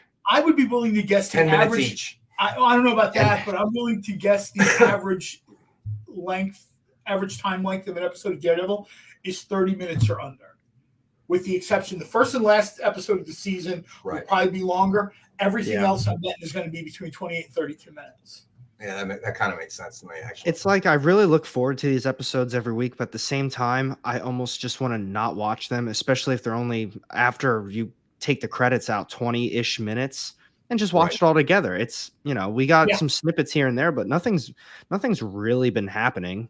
But if you put episodes 1 and 2 together, that'd be a good first episode. Yes, that's exactly what I thought of I generally try to rewatch. Like a lot of times, people wonder if I get up early. Like if episode 3 is on at 3:00 and I'm not going to go to sleep, I will start watching all over again. 1, 2, 3, and when I watch 1 and 2 together, that would be a great full episode of, you know what I mean? Right. Leading to this thing where we're thinking there's it would be like if I told Nick I wanted more Dynamite comics. Instead, I got twice as many comics at 13 pages. I would agree with Jay. 8 to 10 tight episodes that are 45 minutes apiece. Yeah. I think that's good. Marcus brought up Quibi, which was like a cool little sort of app with tiny movies that existed for like a nanosecond. I thought that was a cool idea that they had. It just didn't last. Fun fact, they actually had Ice Cream Man optioned. They were the ones that I think picked up Ice Cream Man. Oh. Let's see. Ed Weird says, if you think about it, a 35-minute She-Hulk without commercials equal to any hour-long TV show with commercials. I would agree with that, Ed Weird, but here's the thing. Regular network TV now for me, it's like background noise. Yes. I'm working on something and I got it on. So when a commercial comes on, it doesn't really bother me. I'm just kind of, an old Star Trek episode or something like that. I've seen this a million times, so I know what happens. So commercial comes on, well, that's time to go grab something to drink or something to eat or go to the bathroom, whatever. Then I come back, continue working, and I love this scene, and that's it. And then you stop, right? I'm not really watching it, but when I'm streaming like She-Hulk or whatever, I'm watching it. Yeah. So that's kind of different. I think network TV is just kind of. I think there's nothing on network TV that I've got. Oh my gosh, it's on at 8:00. I got to watch it. I think a big difference for that too, and I've actually thought about this. I don't know if it's just me, but when you said network TV, and they're all about 25-ish minutes long, it's because a lot of them are just single episodes where you don't have to watch anything else. So that's why you can leave it as background noise. You can pick up any one of those episodes. It's fine. She-Hulk episode 3. It's not like some random single story of She-Hulk. You need to watch 1 and 2.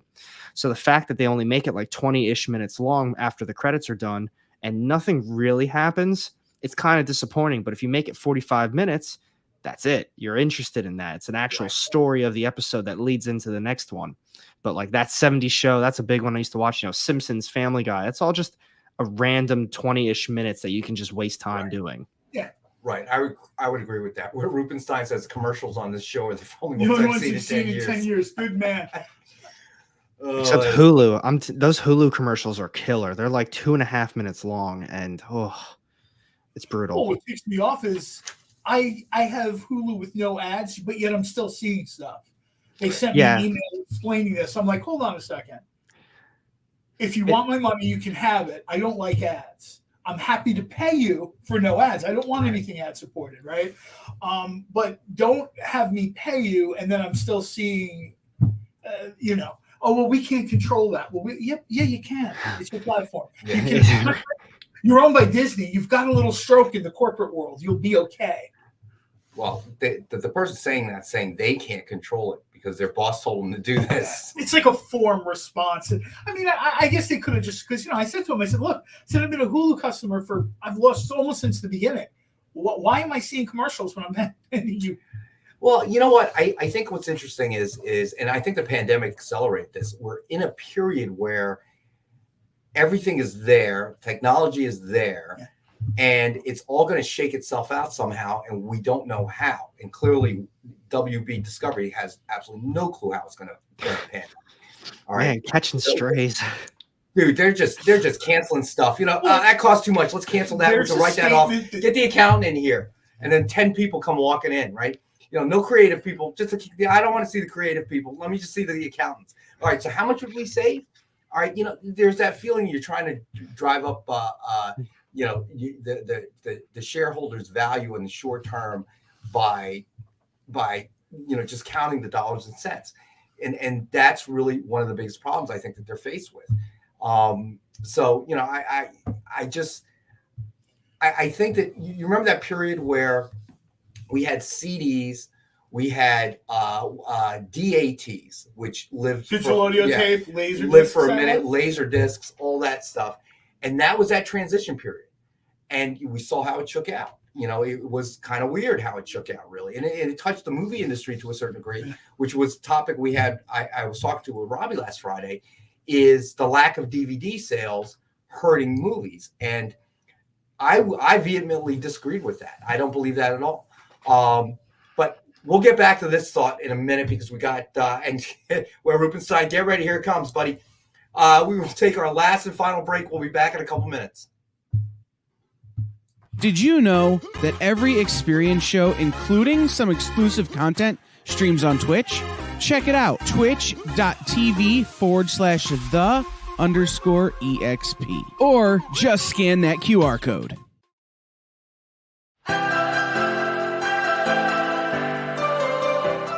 This is The Experience.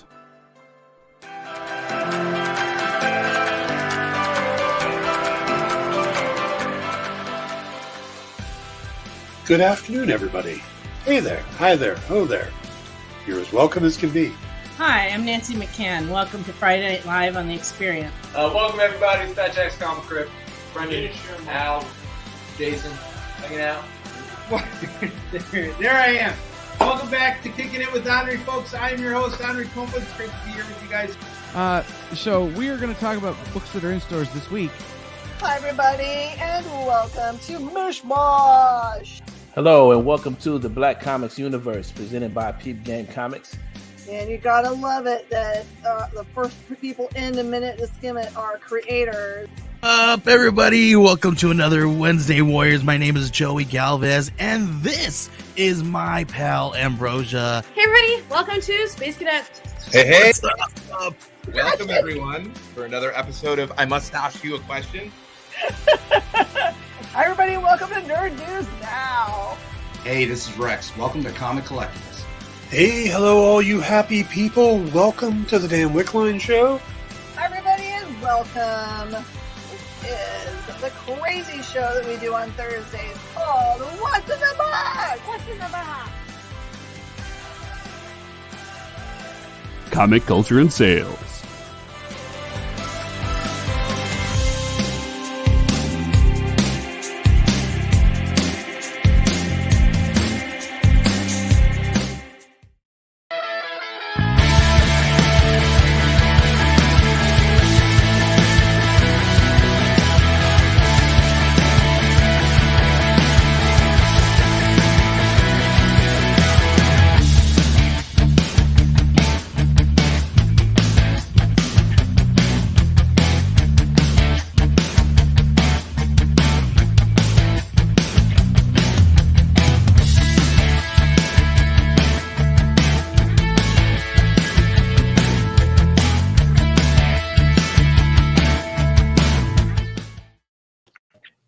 All right, and we're back. So, hold on.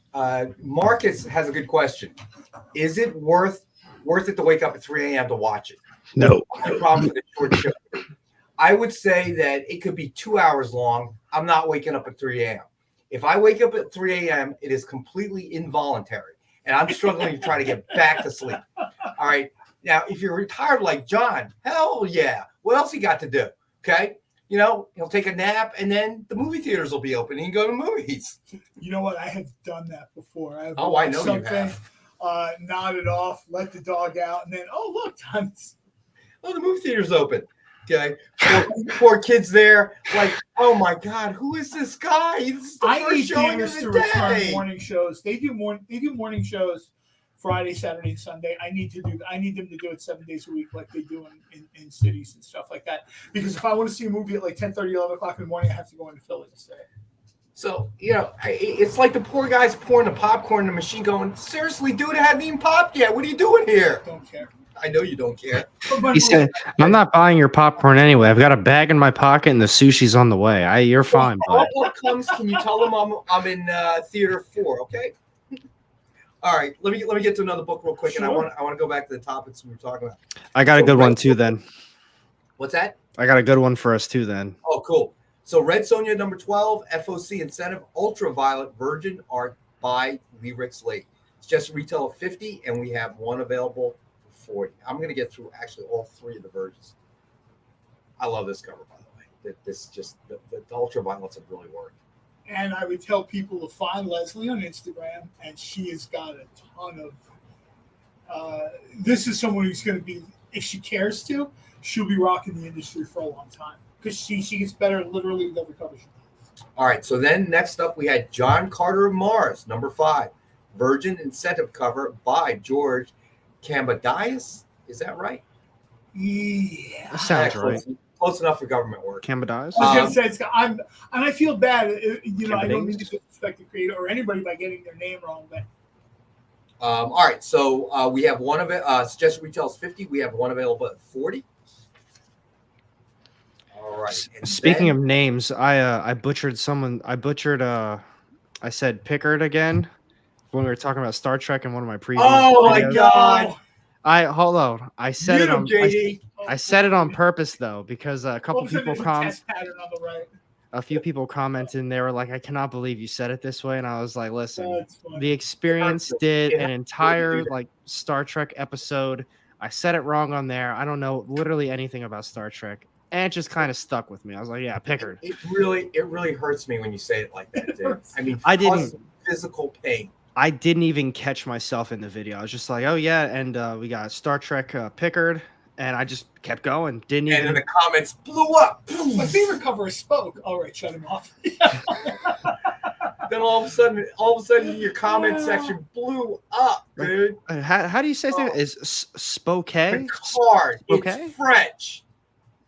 The last season of that show is going to be very good. Well, that's another thing too. It's sort of like he's a French name, he's got an English accent. It's a little shady. Ooh, Sheldon says a small theater near him that plays classics is showing Wrath of Khan on Friday night.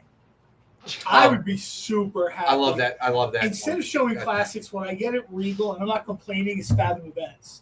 Fathom Events is 50-50. Sometimes it's something I don't want to see at all. Other times it's pitch perfect. All right, so let me get to the last Dynamite Virgin cover. Draculina number 1, Incentive 1 of 10 ratio, Virgin cover by Judy Jong. Suggested retail of $50, and we have one available for $40. All right, so yeah, the anime vibe here is sort of. I think that's what the creator's kind of going for.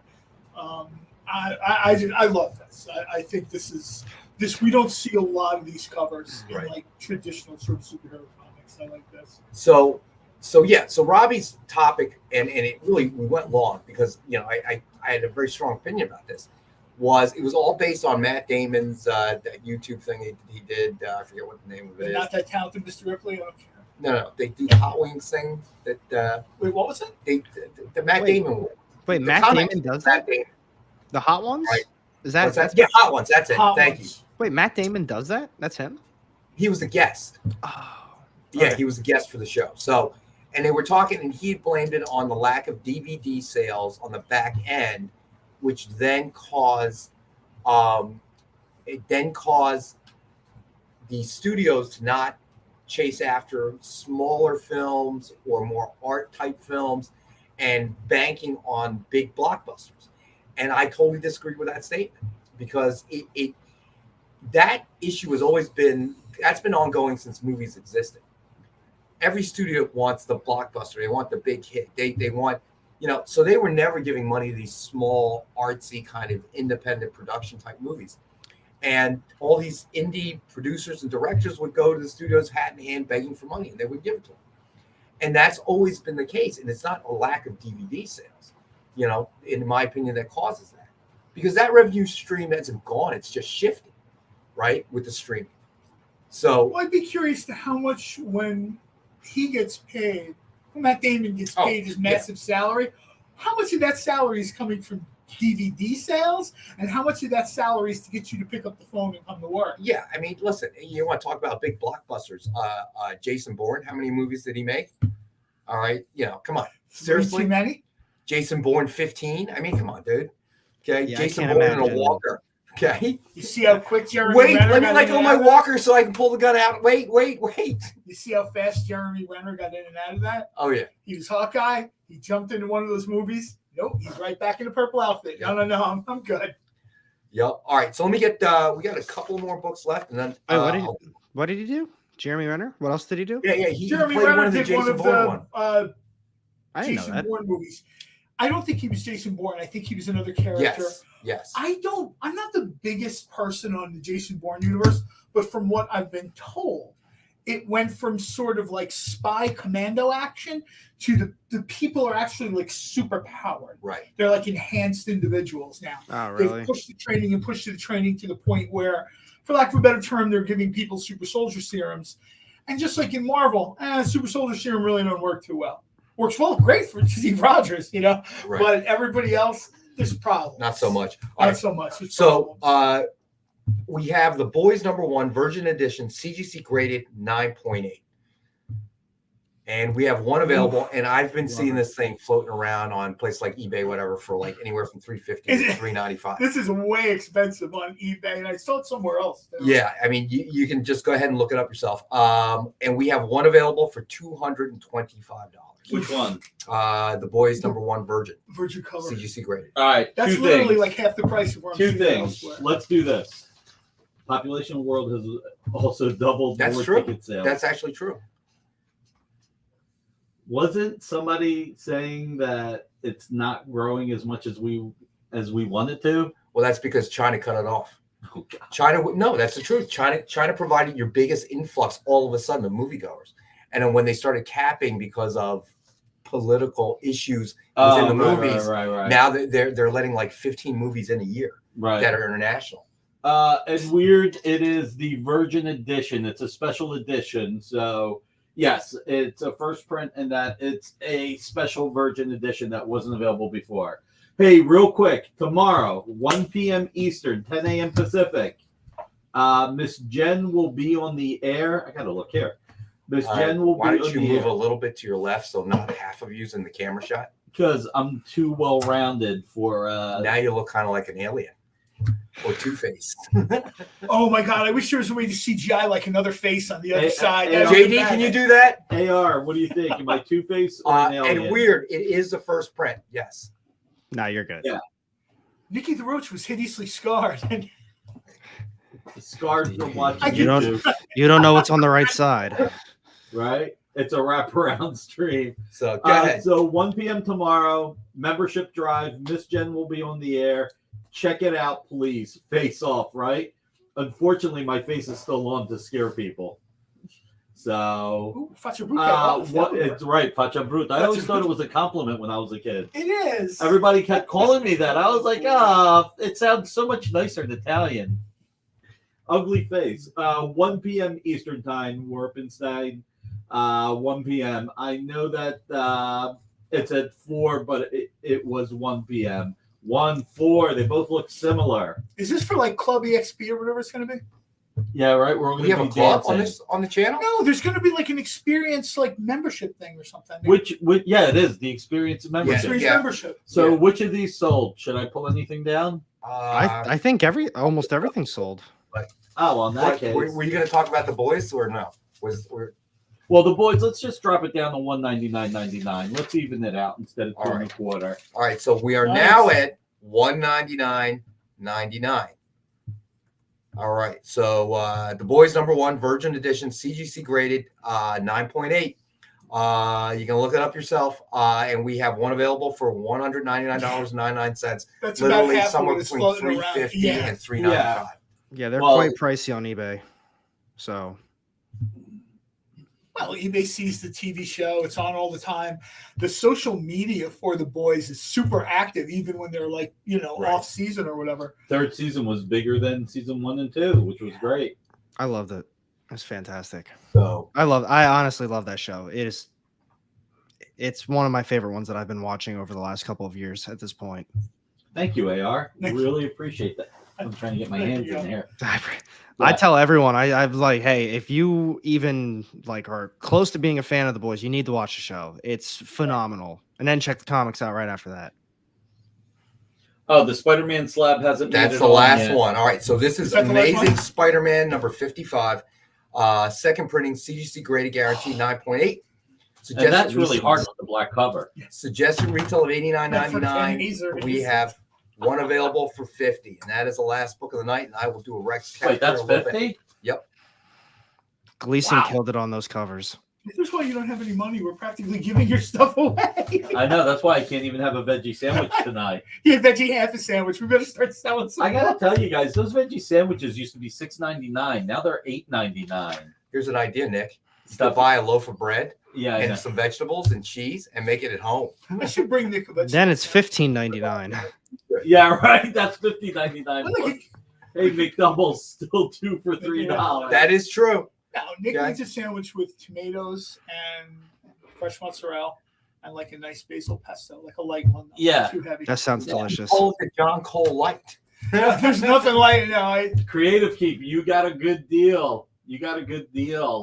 We had a few, so we did do it at that price. It was definitely a great intro. Oh, okay. I was like, on the boys, you got a good deal. No, this is, and I got to tell you, 9.8. Yeah, black cover. Creative Keep. He says the Gleason, not the McDoubles. No, I got that. Yeah, a C-note for the McDoubles, dude. Let me tell you, I can buy it at retail and resell it to you, my friend. I think what he's basically saying is he didn't want to see the full me. Oh, no. No. Somebody else. No. JD mentioned McDoubles are still 2 for $3. Oh, I get that part. I still think that he was talking about not wanting to see me in full gear. Cheapest gas around. Yeah, but the problem with Taco Hell is that, after I eat it, I got to be near a bathroom. So cheapest gas around. You know what the problem with Taco Hell is? What? I drench it in their mild sauce, and Pam's like, "Buy that man somebody." Thank you, Preston. Awesome. When I drown it in their mild sauce, Pam's like, "So, you like a little bit of taco and taco shell with your mild sauce?" Well, you know that he's like 9 little beef bags that they use. It's 8 actually. You're close. That beef that they use is mystery beef. That beef. Yeah, it's definitely mystery beef. Nick, come on and hold the comic up. Which one? Comic? Which comic, Jay? There's quite a few here. Speaking of those comics, whoever bought that HeroGasm earlier got an insane deal on that. I thought it was selling for a good amount of money. I ended up looking it up. I think it's sold for $60 and it's signed. They are for like $100 at the bare minimum on eBay that I'm seeing. $135 with shipping. Nice. $95. Come at this price, let alone a sandwich. Wow. Right. In that case, congratulations. Let's see. And thank you again for the super chat, Preston. That is awesome of you. Yeah, that is pretty cool. All right, here. I'm going to show a handsomer face than mine. Oh. All right, so let me do a recap on the best offers. All right, so let me do a recap on those best offers since we got 10 minutes left. Camera, get those likes up. Heroes for Hire #1. Wait, real quick. Big Bang Theory. Remember what happened when they asked Sheldon to smile? And they were like, try smiling without teeth. Hold on, let me try this.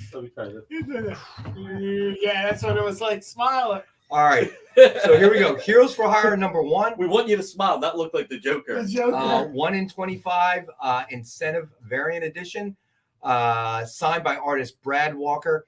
Best offer book, no offers yet. Starting at $25. You know what's going to happen next week? We're going to get someone in the chat that's going to be like, "How come you never have any Falcon stuff up there?" Well, I will tell you this. Happens. It always happens. There's only 6 in the world. Brad Walker. And this is from 2011. we have not gotten many Brad Walker signatures. So, all right. So then we did the Mighty Thor number 700, signed in silver by Walt Simonson. It is the best offer book, and Marcus is in the lead at 30. We had a conversation about best signatures in comics. Walt Simonson's name always comes up. And then we had Cowboy Bebop number 1, CGC graded, guaranteed 9.8. Suggested retail of $89.99. It is a best offer book starting at $25. You take this home, aren't you? Maybe. He likes Cowboy Bebop. Avoids all the bids on it. Versus Garbage Pail Kids number 1, signed with cover sketch by Ken Hazer. Suggested retail of $89.99. It is the best offer book. And Ed Weird is in the lead at $25. Looking at this, I almost have to ask Ken if he was like on shrooms when he drew this. I mean, man, that's trippy. Really good, but that is. All right, and then let me get to the rest of the Rex cap here. So then we had Secret Invasions number 3, DF exclusive alternate cover signed by Mel Ruby. Suggested retail of $29.99. We have one available for $20. Oh, all right. Ron's going to bid $25. Gotcha, Ron. No Cowboy Bebop for you. That's what I was saying. He's just avoiding all the bids. Yeah, it looks like no one wanted it tonight. I guess I'll. That's a shame. All right, creative keep. He'll go 33 on Thor. On Thor, hold on there, guys. Let me find Thor here. Where are you, Thor?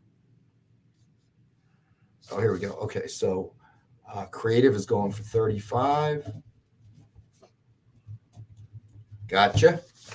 All right. And all right, so where did I leave off? Anybody remember? I did Secret Invasions. All right, so then we had Batman and Nightwing number 23. Let's see.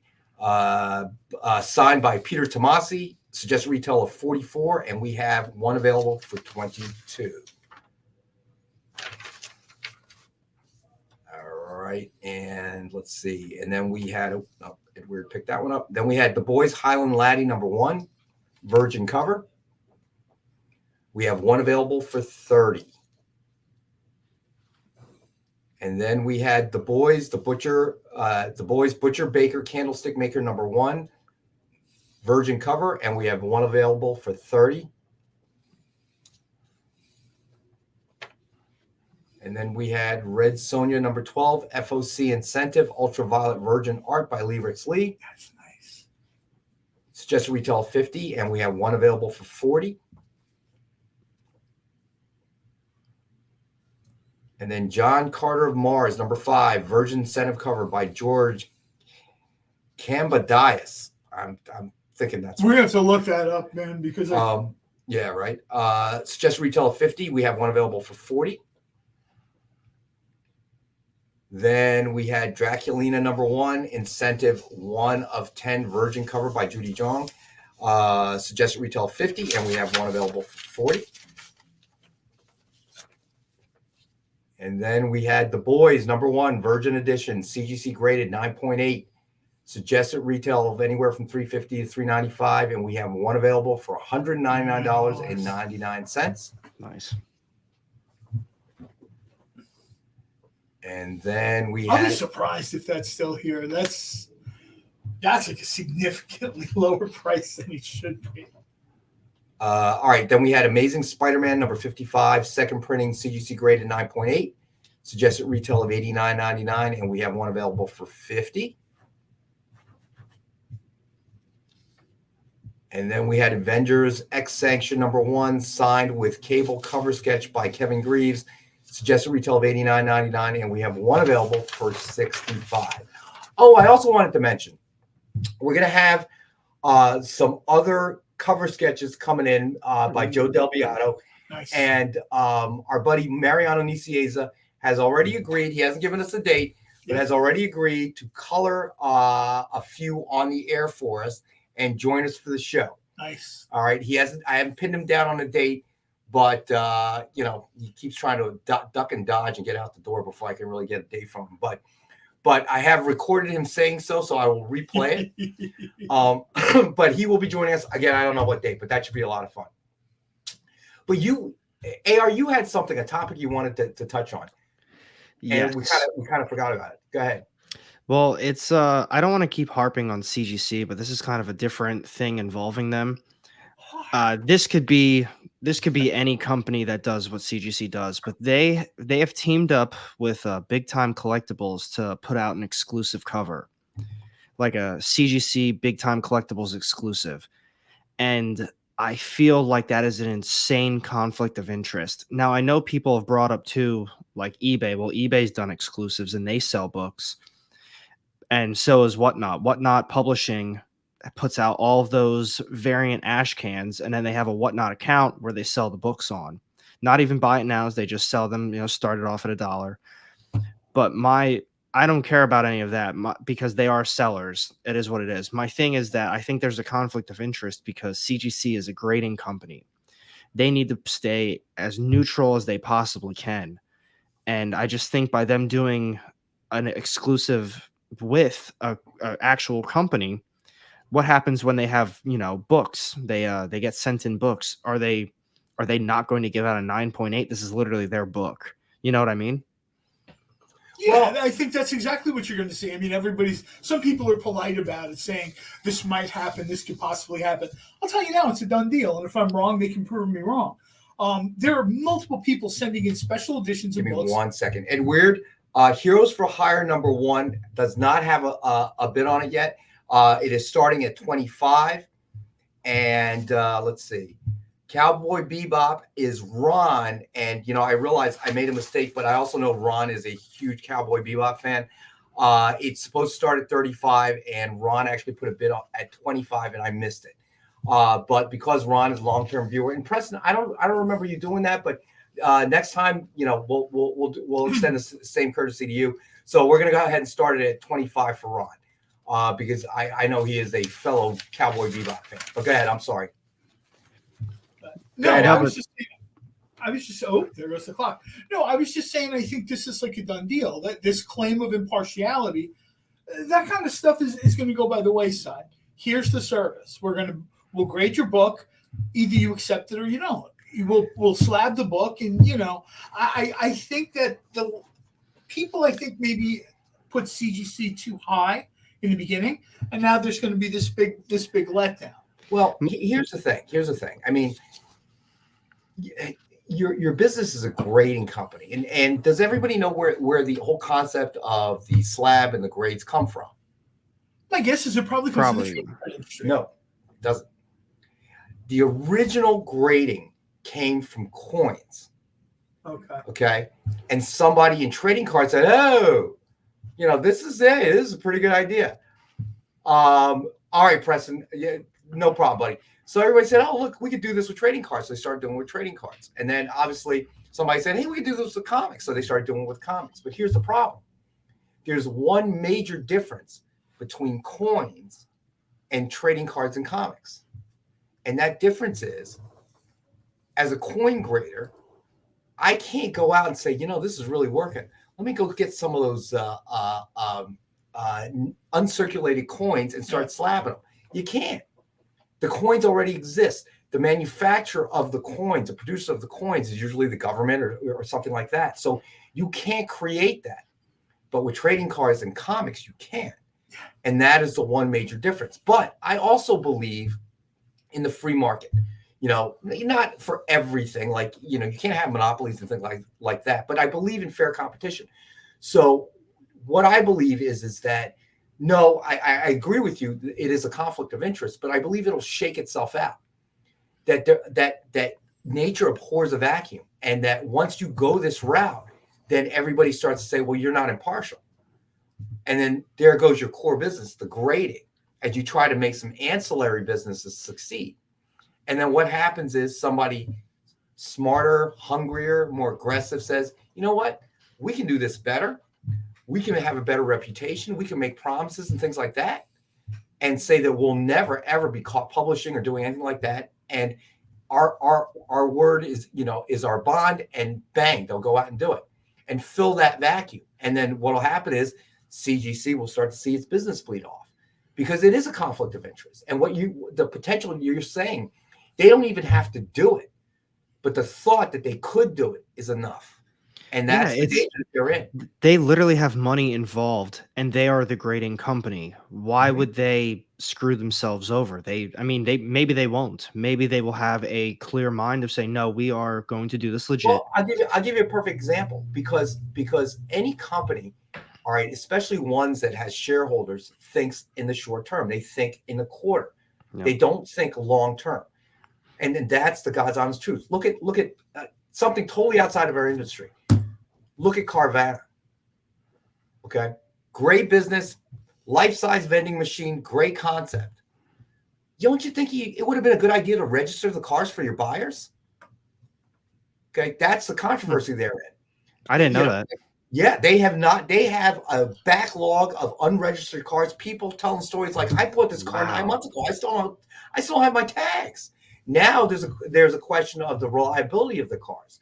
I read a story the other day that woman bought some sort of Volkswagen, and Carvana gives you that guarantee or whatever. You can return it within a week, no questions asked. She drives to the gas station, car breaks down. They say, "Okay, we'll leave it there. We'll pick it up." She goes, I want to return it. I want to buy another car. Okay. They said, "All right, just leave it at the gas station. We'll pick it up." They never pick it up. The gas station finally has to tow it. She calls the towing company. She calls the impound lot. $1,700 to get the car back. She calls up. "I'm not paying no $1,700 on a car I just bought from you. It broke down at a gas station." They would not do anything until obviously she went to the media. And no, we'll pay you your $1,700 and we'll cap it with another $300 for your headache and trouble.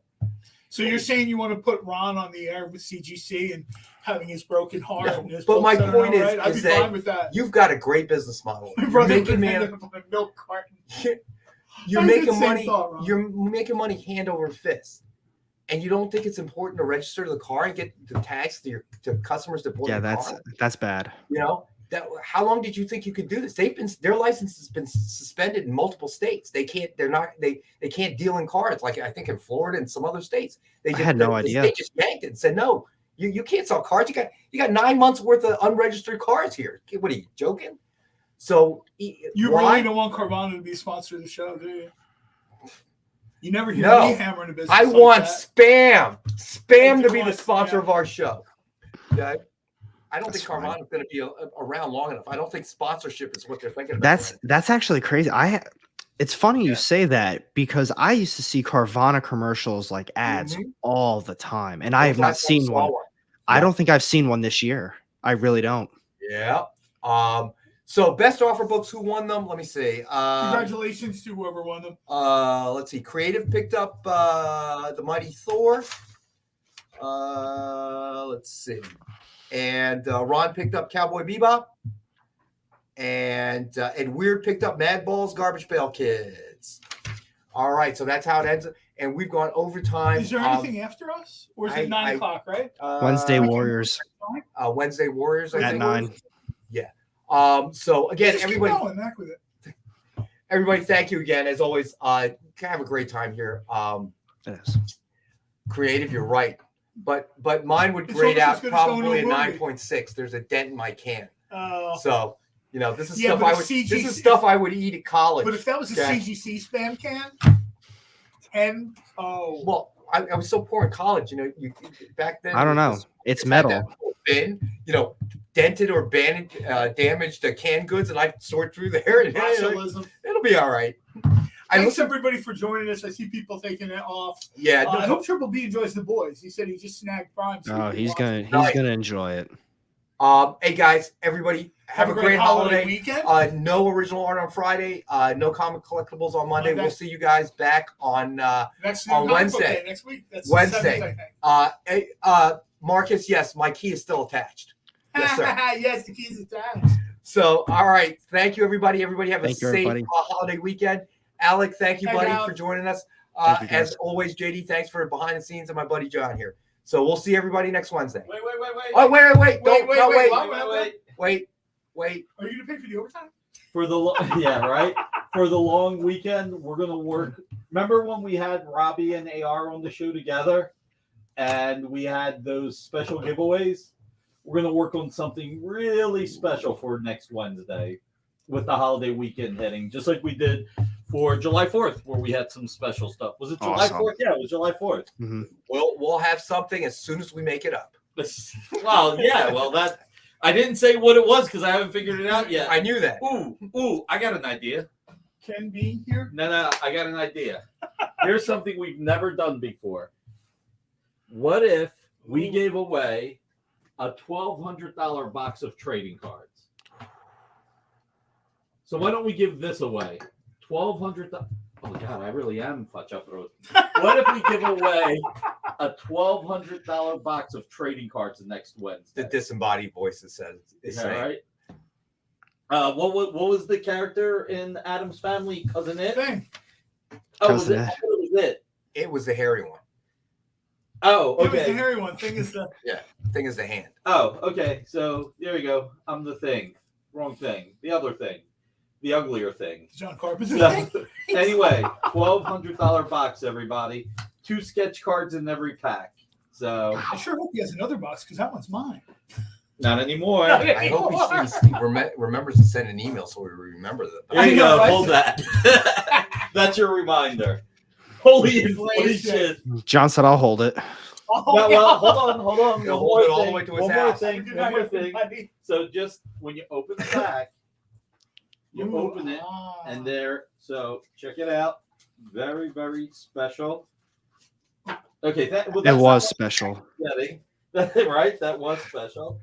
So you'll see 2 sketch cards every pack. It'll be exciting. All right, before I drop anything else, I'm letting it go. See you guys next Wednesday. All right, guys. All right, everybody. See you guys. Thank you again. Get the inside scoop on everything happening at the experience every week. Join our mailing list by scanning the QR code at the bottom of the screen and then watching your email inbox.